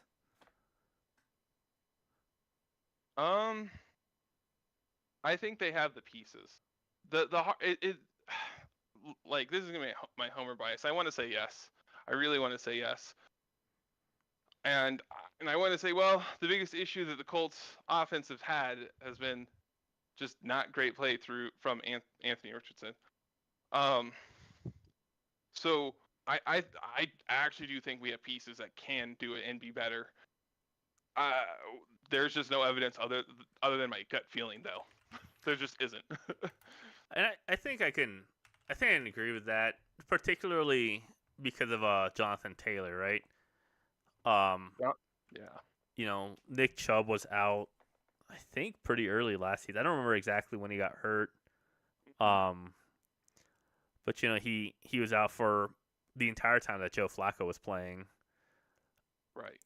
And then I do think Amari Cooper last year is probably better than the receivers you have this year. But I think anyone not named Amari on Cleveland last year was kind of a bust, and I think the Colts have like 2 pretty solid wide receivers, right? Your 1 and 2 are pretty solid. Yeah, so it's kind of interesting. We have a speed wideout, Alex Pierce. He's really fast. His issues last season was he dropped the ball a lot. This season, he seems to have fixed it. He's a lot more consistent with catching the ball.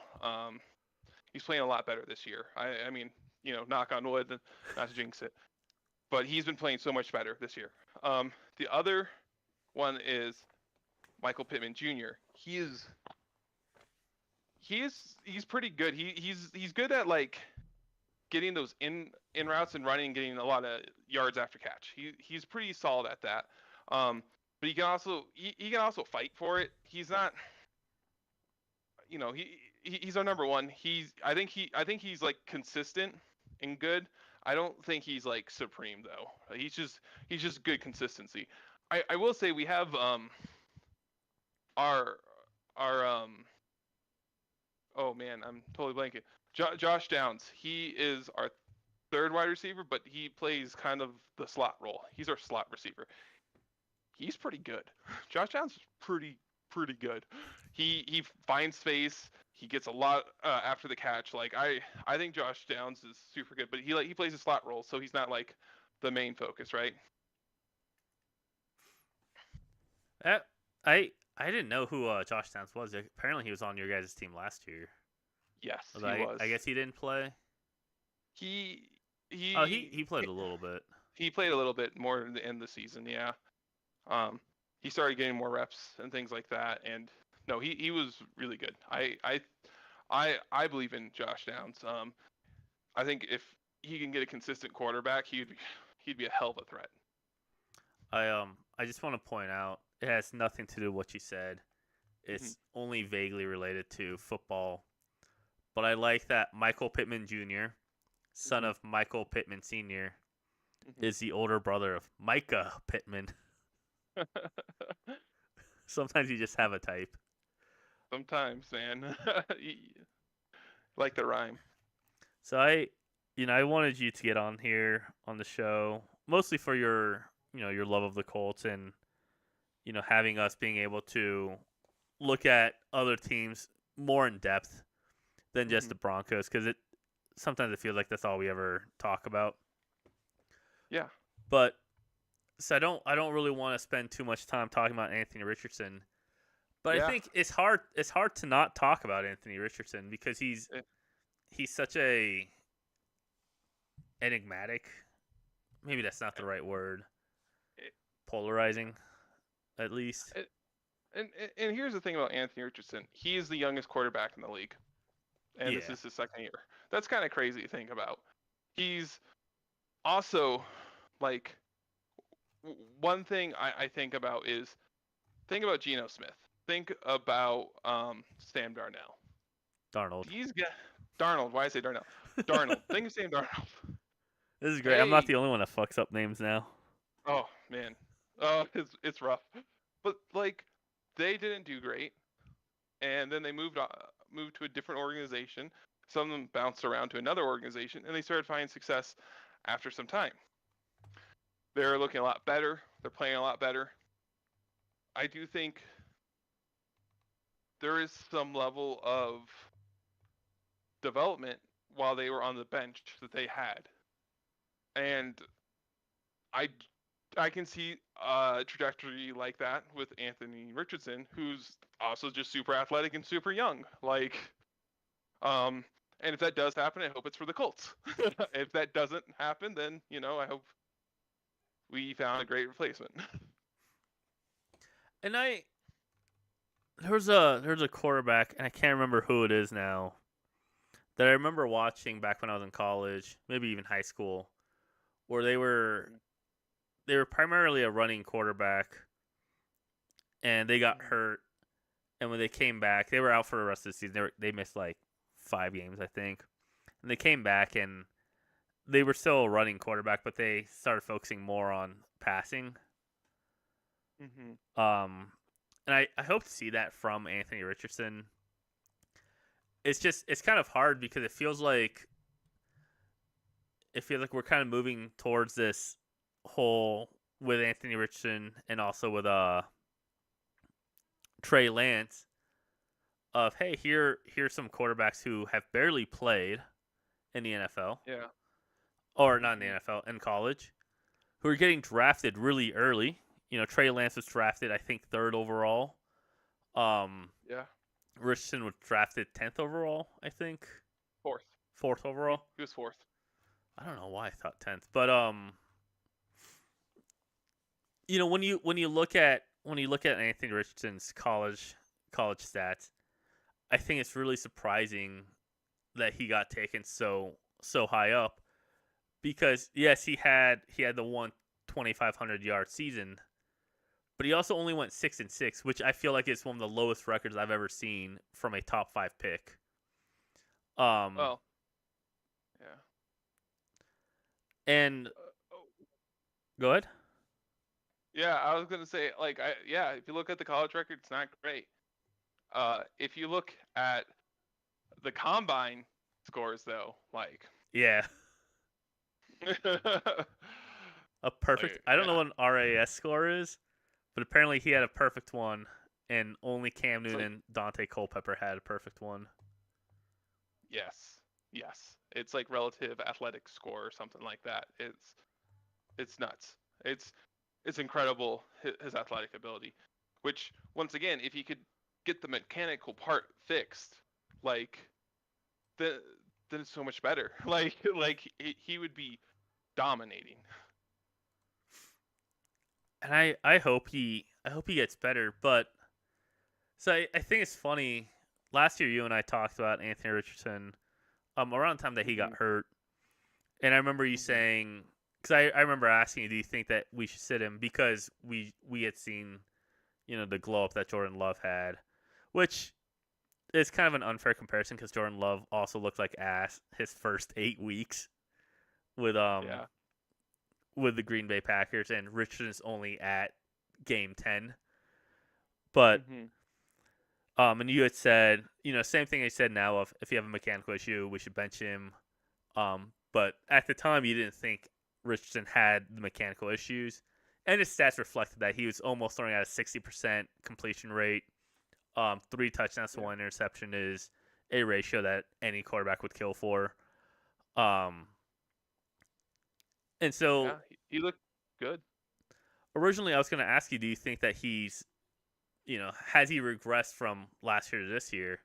The obvious answer to that is, yeah, of course he has. He's at 44% completion rate right now. He's only thrown 1 touchdown more than last year and 6 more interceptions. But why do you think that is? Do you think Do you think he's pulling an RG3 and he's playing through injuries? Do you think it's just Mhm. now that we have 4 games of tape on him, teams are better able to prepare for him versus when he's coming out of college? Um, I don't really know all the stuff that's happened with the Colts leading up to this moment. But where do you think this regression is stemming from?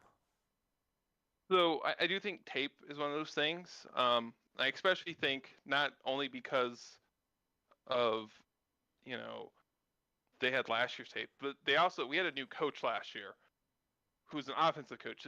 So they had tape on our offensive coach now, who uh I do think is very good. I mean, we were a drop pass away from making the playoffs last year with Gardner Minshew, right?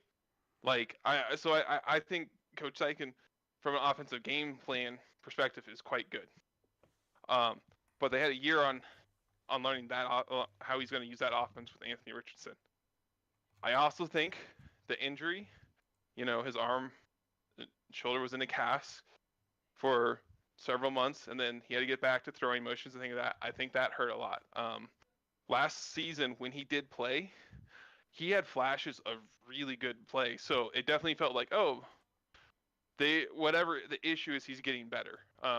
Whatever like quarterback issues that he has, he's getting better. But I don't know what happened. But this offseason, he didn't really get a chance to throw until like as camp was starting up, because he was in rehab. So I do think there was some issues of regression because of the injury, just recovering from injury.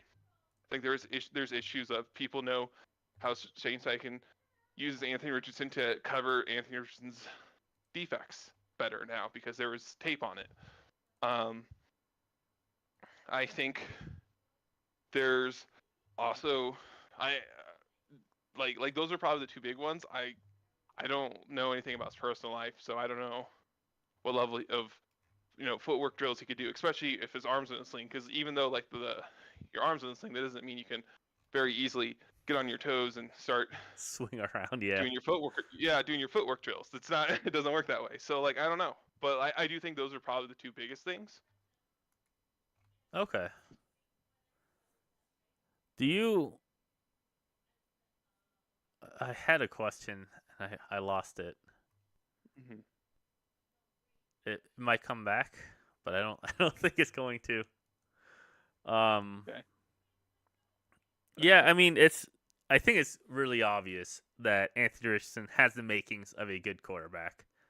I would even go as far as say I think it is not too far of a stretch to say that Anthony Richardson can be a great quarterback. I think people are being a little too harsh on him and his performance now. His body's not really done growing, right? Like I think there are studies showing, hey, generally your body kind of settles into what it's going to be around 25. Right. He's at the age this year as a sophomore that a lot of quarterbacks used to get drafted at in the first round if they did really well in college, and a year younger than a lot of quarterbacks who typically get drafted. And I feel like most quarterbacks come into their first season being 23, 24 years old. Yeah. And he's only 22. He couldn't even drink 2 years ago. Right. And I think when you look at Anthony Richardson and you go, is he a good quarterback? Is he a bad quarterback? I think it's really important to remember that dime of a ball he dropped week 1 to Anthony Pierce. I think they were already winning that game. No, it was against the was it against the Texans? It was against the Texans. It was Alec Pierce. Yeah. Alec Pierce. So you guys ended up not winning that game. Yeah. But I think you look at that pass, right? And that's your beacon, because for all the comparison that he's been getting to Tim Tebow never did anything like that. You look at the Demaryius Thomas pass that he had against the Steelers, his most famous pass, and that was a 10-yard slant that he threw that Demaryius ran the rest of the way for a touchdown. Like, was it a good throw? Yeah, it's a good throw. It's a throw that you expect anybody who's in the NFL, all 64 to 96 quarterbacks to be able to throw. But yeah, it was, it's good decision making. The throw that Anthony Richardson made, maybe I think Josh Allen can make that throw. I think Patrick Mahomes can make that throw. Mm-hmm. Maybe like peak Jalen Hurts. Mm-hmm. But that's about it, right? And if you're Yeah. a 22-year-old getting compared to Patrick Mahomes, Josh Allen, or Jalen Hurts, I think you're a pretty freaking good quarterback. Yeah, you have the athletic makings of being incredible. I mean, and reminder that throw, he slipped on the turf, and then he threw off his back foot. Like, and for those who didn't see it, that turf, everyone was sliding. So it's not even like he had a balance issue there. That's Yeah. just something everyone had to deal with that game. And he was able to catch himself and throw off back foot like 80 yards in the air or something ridiculous. It was. Because I think legitimately the only pass I've ever seen that's as impressive as that from a like a physical standpoint was from Andrew Luck, another Indy Colt, where he's mid sack falling down and he throws a 50-yard bomb. Yeah, yeah. And so I think the makings are there. I think it's really easy to compare what's happening to Anthony Richardson to what's happening with Bryce Young. But the difference is Bryce Young hasn't been making those passes. Bryce Young hasn't had the same kind of flashes that Anthony Richardson has had. Bryce Young also doesn't really have a team like Anthony Richardson does. And I think both situations are kind of shitty. I think it kind of sucks to find out, later after it's been announced that you're getting benched, and I think it's kind of shitty for a coach not to tell you ahead of time, hey, this is what we're doing. This is what our long-term goal is for you, all that stuff. But I also think Anthony Richardson is moving more towards like the Alex Smith of, hey, you looked really bad your first couple of games, your first couple of seasons. We're gonna bench you. We're gonna let you work on your mechanics. We're gonna let you learn that college isn't the same as the NFL. Not that Richardson would know playing the one season in college, but go from there. And I think I really want the Colts to have learned their mistake from Andrew Luck, and I really want Anthony Richardson to kind of learn from RG3 of, hey, if you need to develop, then you need to develop.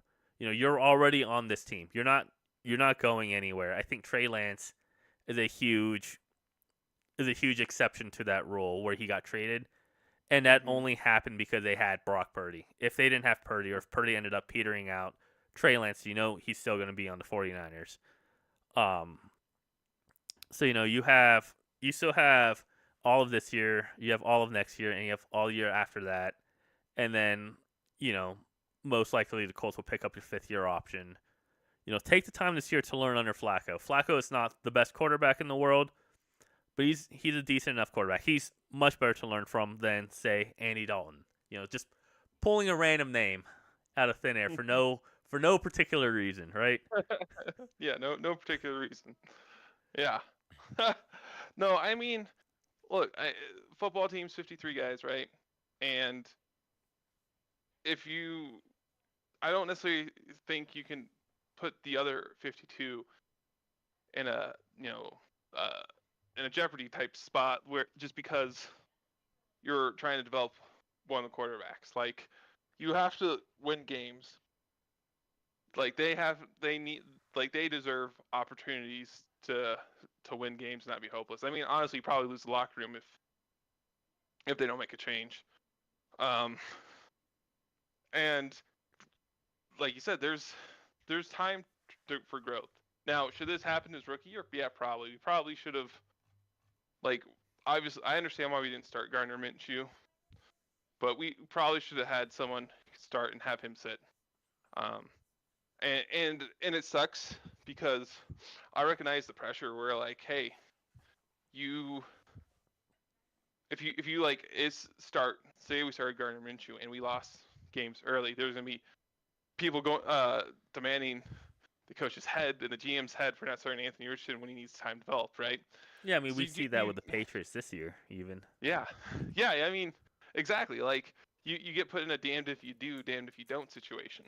Um, but like if you truly want longevity, if you think you have the guy, but he has a mechanical issue, he got to fit. He has to change his mechanics so fundamentally that his muscle memory does not go back to how it was. It goes back to good mechanics. Man, I wish I could remember who that quarterback was. Honestly, it might have been Patrick Mahomes, to be honest. He sat. He had the he sat. He had the arm strength, but there was concerns about some of his accuracy. Same thing happened with Aaron Rodgers. I believe Jordan Love. They all had good athletic profiles, but they had issues mechanically, and they sat. I wonder And, what like- happens if I type best mechanical improvement for a QB in the NFL. Yeah, I mean, It doesn't give me names. no, it doesn't give names, but like, they also had the luxury. Like, they weren't. Andy Reid wasn't gonna take out Alex Smith the first year. Like, very ride or die with that. You weren't gonna take out Brett Favre for Aaron Rodgers. You weren't gonna take out Aaron Rodgers for Jordan Love. Like they had quarterbacks where the coaches' heads weren't called for if they lost a game to like put in the new guy. Yeah, and that's the luxury I wish the Colts had. I think it kind of sucks for you guys, right? That you guys had Carson Wentz. Mm-hmm. You guys had Matt Ryan. You guys have Phillip Rivers. And now you guys have Joe Flacco. But I feel like if any of those quarterbacks had stayed, besides Flacco, obviously, stayed for a little bit longer, I think it would be easier to sit Anthony Richardson, and maybe that's the fault of the GM more so than the coach of letting go of these veteran quarterbacks. Although I think a lot of them ended up retiring. Yeah. Um, Well, yeah. but I think Okay.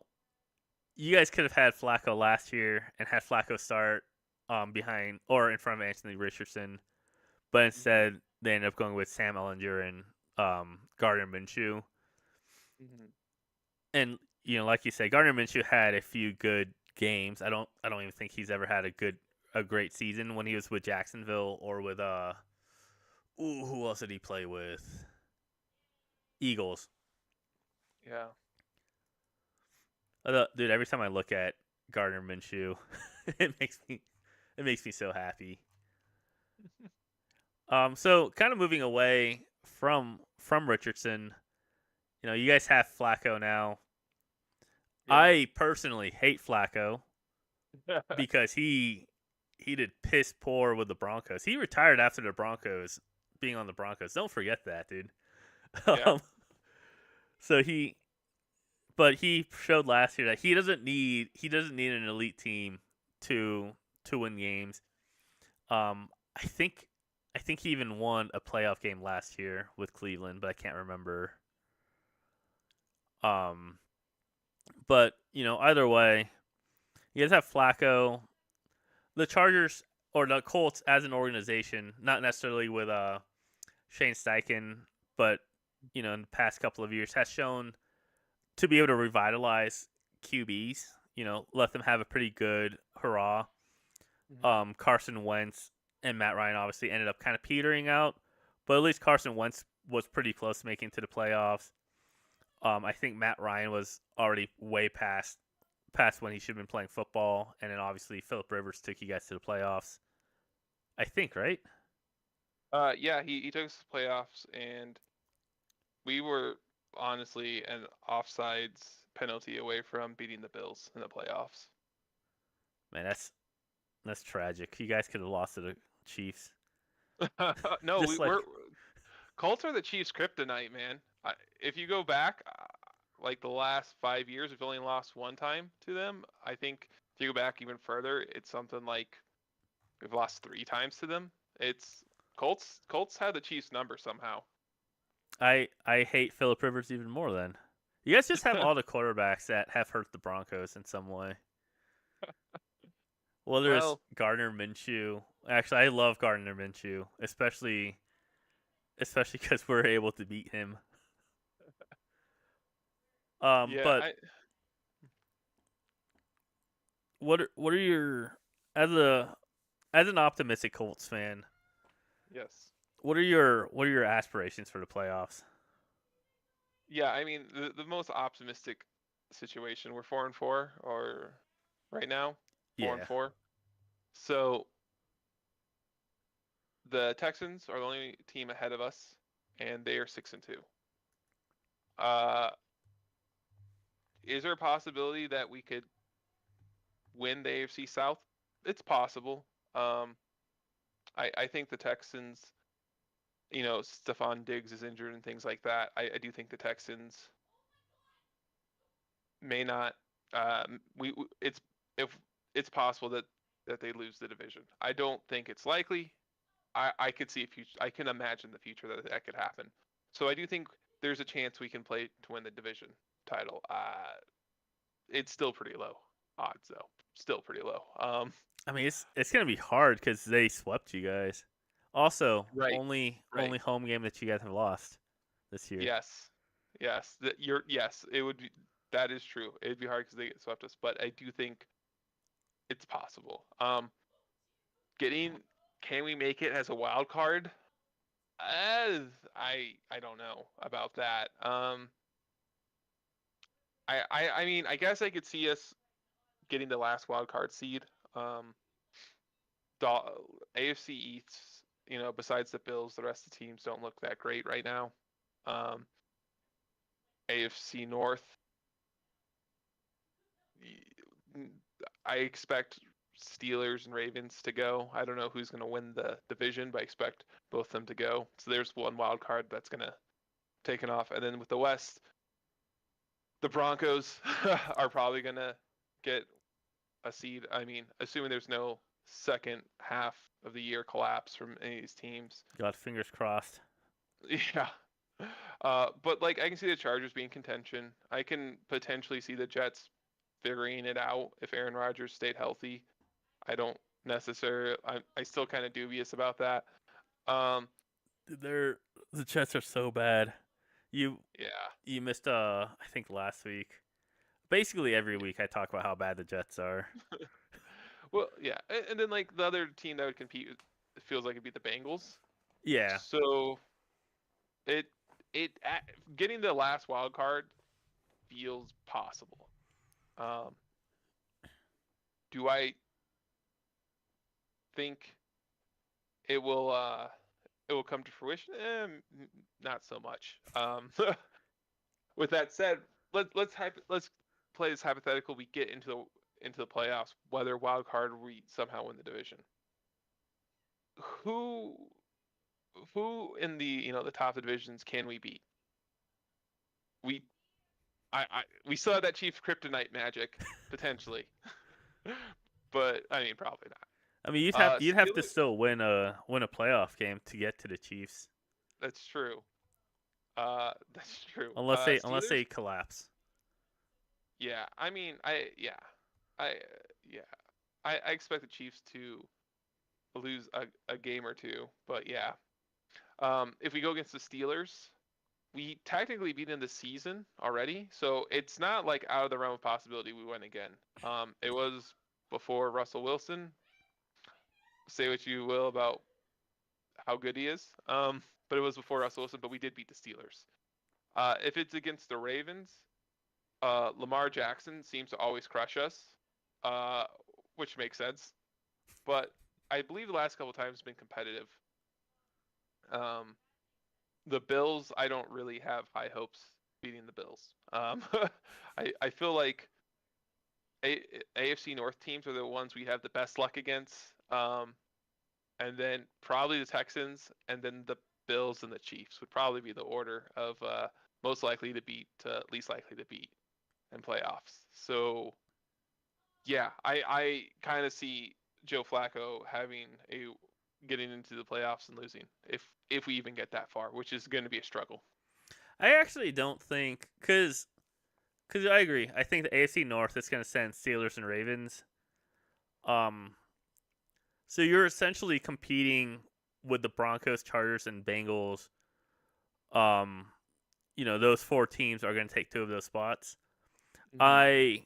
I don't think the Bengals are going to make it to the playoffs. That's actually what Nate and I were talking about right before you joined. He thinks they are. I don't think so. You're only a game behind the Broncos. You're a game above the Bengals, and I think technically you're half a game behind the Chargers because they had a bye week. Mhm. But I mean, it's close, and I think it's really going to depend on Flacco. Um, he has a big advantage this year than he did last year. Where last year he was literally, retired watching football from the couch and then having to go to Cleveland and, ball out. Whereas this year he was trying to get onto a team as a backup quarterback. I remember him saying that he was surprised that Cleveland didn't at least extend some sort of extension for him to play as backup. But he's in better shape this year than he was last year.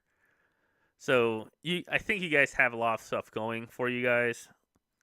Um, but I think I also agree with you of I don't know how far the Colts could get into the playoffs.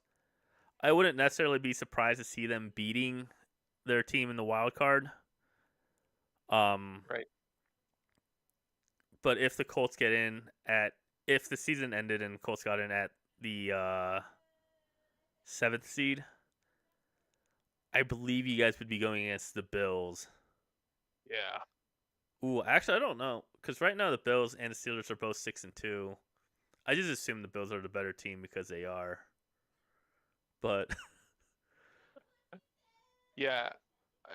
It'd be close. I just want to throw some stats. So the I love stats. all-time Chiefs versus Colts record is 9-14 in favor of the Colts.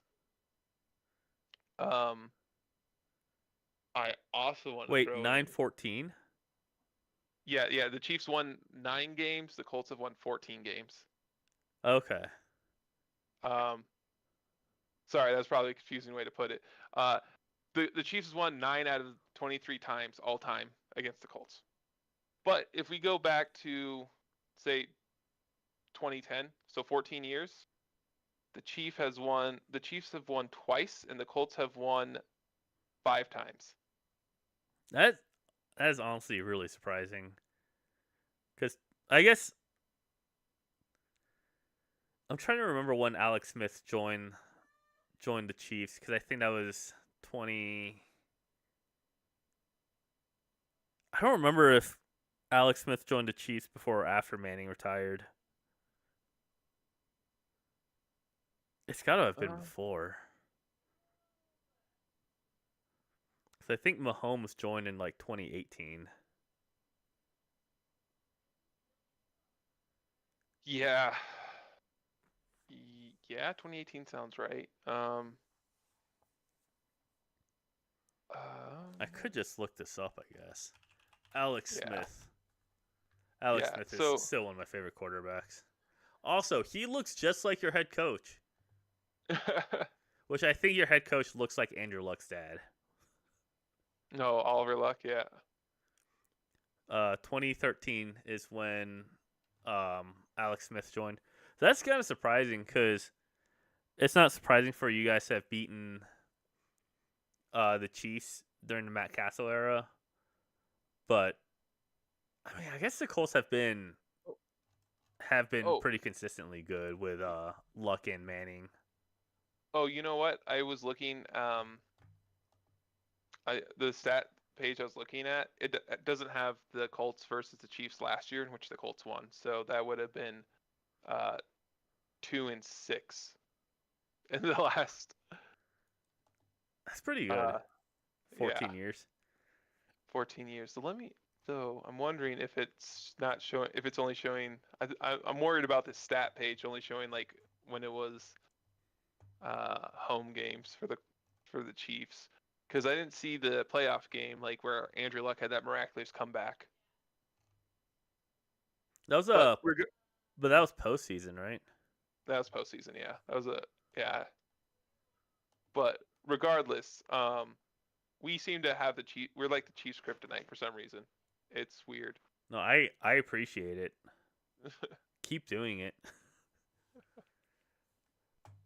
Okay, this one has all, including regular season playoffs. So Is it this is still since 2010? okay. So last 10 games. So okay, so last 10 times the Colts have played against the Chiefs, which was 2007. Oh well, shoot, they even did. Man, this one doesn't even have last year's game either. This one goes to 2022. Doesn't have the 2023 game. Well, 7-3, and then from 2007 it's so I guess it'd be 8-3 if you count the 2023 game. That's So yeah, we're 8-3. that's still pretty good. Yeah, yeah. Um, last time we lost to the Chiefs. Oh man, that was 2019 in the playoffs. It was a 2019 loss in the playoff. I believe that might have been Andrew Luck's last game, as a matter of fact. I really miss Andrew Luck, dude. Me too. Me too. I looked up it was from a year ago. All starting quarterback records versus Patrick Mahomes. Mm-hmm. Goff was 2-0. Burrow was 3-1. Mm-hmm. I don't see any. Who was the Colts quarterback last year? Gardner Minshew That's right. and He Anthony didn't go Richardson. against the Colts. Did he go against the Colts last year? We played the Chiefs last year. With Anthony Richardson, I believe was in against the Chiefs Okay. last year. I believe it was week 3. So this was before this must have been before the season started, or right as the season started, I guess. Mm-hmm. No, oh no, never mind. This is just a really stupid stat. Ignore the last 2 minutes. Okay. I'm just looking for reasons to hate Patrick Mahomes. It's fine.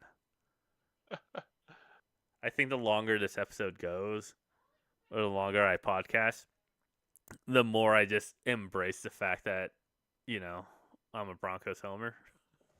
But yeah, I mean, I think that's really all I had. This is more than the 5 or 10 minutes that I promised you. So thank you for your time. I've been You're doing welcome. job interviews all week, so Good luck with those. it's been great. I love talking to people about things and trying to gauge their technical prowess on things that I know not know very little on, but not knowing what the job rec that they applied for is, but it's fine. Give me a hot take for the season. It doesn't have to be Colts related. Anything God, anything in the hot take. NFL. Something where people are going to make fun of you for. I'll tell you. I can tell you what my hot take was. I no longer hold on to this hot take. Mm-hmm. But after week 2, I was so sure that the Saints not only were going to make it to the Super Bowl, but we're going to win. I thought the Saints were going to beat the Lions in the NFC conference game to overcome the Bills in the Super Bowl because the Bills just can't be happy. Sure. Yeah, really regretting those predictions now, but So please don't hate me for my hot take. I think Russell Wilson's gonna lead the Steelers to the AFC Championship. to the game. championship? Yeah. That's wild. He's not a bad quarterback per se. I think he's a quarterback with a lot of glaring weaknesses, right? Mm-hmm. Most notably his size, which contributes a lot to his decision making. Mm-hmm. But I mean, even yesterday or 2 days ago, he had that 50-yard throw to George Pickens, and then 2 minutes later decides to run with the ball and fumble it. Yeah.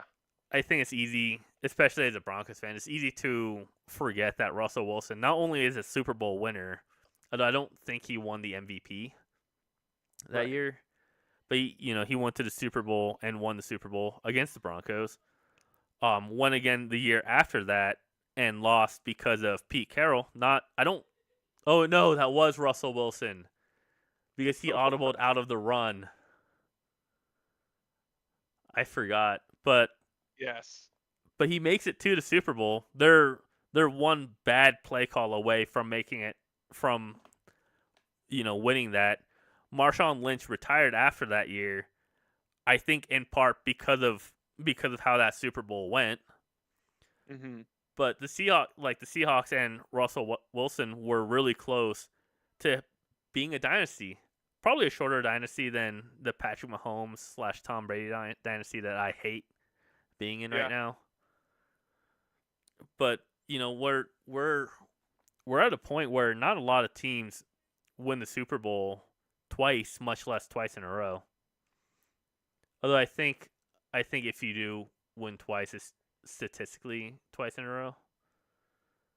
I don't think there's too many quarterbacks who won twice,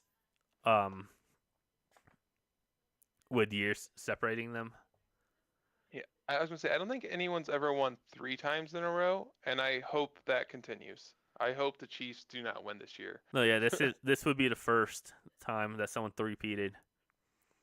And I'm so mad because I subscribed to the conspiracy theory that Travis Kelce was going to retire last year, and he only stuck around because he thought it'd be an easy three-peat. And I'm going to be so pissed if they three-peat and Travis Kelce retires at the top of the world after having his worst season by far. But I also just am unhappy that the Chiefs are 7-0 with a point differential of 50.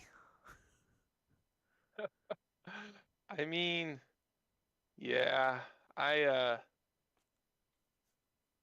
not only do I want them to lose, I just the issue is just Taylor Swift. She just wins. She always wins. There was a point where we thought that they had broken up. It was a magical time to be a football fan. A football fan who hates the Chiefs, I guess I should say. No, they get all the good things. I bet if the Chiefs were playing on Thursday night, they would have called that face masking call. I'm just saying. But no, I like it. I like that I like that hot take. Yeah. I'll have words with you later when we're playing League and I grief your game, but So when we're playing League. While we're here recording for this podcast, I'll say that's a good take. I think the angrier a hot take makes someone, the better it is. But it's like a curve, right? Because I think that's a good hot take because it makes me angry, but it's also very realistic, right? It's not like I'm saying, oh, the Patriots are gonna win the Super Bowl this year. Like that's a hot take. That's also a shit take, but that's a hot take. I think that's the perfect level. Your hot take's the perfect level of I'm mad, but also I can see it happening. Yeah. I think it would surprise people. It would surprise me, but like I can see it happening. This is never a good sign when your hot take would surprise yourself. But thank you so much for joining. You're welcome. We'll have to have you again. Nate was having, I guess he had an exhausting day at work. I don't know. I think he had to go get groceries. But hopefully we'll have you back again. For the whole episode, you can be there with us. I've been trying to get Charlie or DJ also to be on here, but they don't ever take my calls anymore. So I mean, I think we can get Charlie. I think I know how to get Charlie for you. What? Tell them your hot take. No. Well, that could help. I was gonna say you just gotta go out drinking with him, and I think he'll agree to it, and then he'll feel socially obligated that he once he agreed to it drunk, that he will join. I mean, I just need to hang out with Charlie outside of football, I think. Yeah. But yeah, do you have any good podcast names? We're a sports show, but Uh, it's not a very original title. And how much sports do you cover that's not football? We talked a little bit about basketball today because I kept calling Russell Wilson Russell Westbrook. And We have you talked about talked tennis about once. what about the World Series? Nobody watches baseball. Well, Didn't the World Series is the on right White now. Sox just won or something, didn't they? No, it's the Yankees versus the Dodgers in the World Series. They're as of this recording, they're in Game 5. The Dodgers lead 3-1, but the Yankees are up by 5 in the top of the 5th. Are they playing right now? Yeah, playing Oh right now. shit. Man, here's another baseball game that I can just blissfully ignore.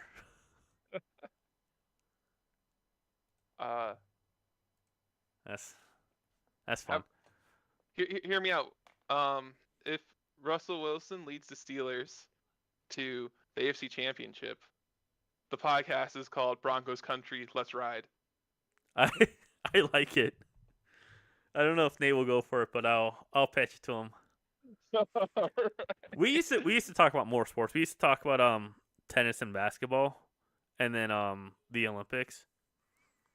The issue is I kind of hate all the setup that it takes to do podcasting, so I don't ever want to podcast more than once a week. Fair. Also, Nate just needs to get a better microphone. His microphone sounds like garbage. I tell him this every episode. But all right, yeah. If Russell Wilson makes it to the playoffs, maybe we'll call our sports show Broncos Country Let's Ride for a year. We'll see if it sticks. Yeah, got focus group it. But you guys have been listening to the sports show featuring. Oh, wait, it's not featuring anymore. Oh, you know what? We used to cover. I used to cover League of Legends on this podcast with DJ. And then one time we talked about Valorant with Joe and Blue, and that was awkward because I had never podcasted with them before, and I did not understand their cadences. Mm-hmm. It's also awkward whenever I podcast with DJ because it's the same thing where I have long pauses. Mm-hmm. It's just Nate and I have been podcasting for I think 12 years, 11 years now. Yeah. So we're a little bit more comfy. Although I feel like you and I podcast well. I think our podcast get a little long. I'll never forget our hour and a half podcast where we only covered 3 topics. It was so long. This one's pretty long too, but yeah, you guys have been listening to the sports show. We'll see you guys next week. All 0 concurrent viewers of you. Thanks for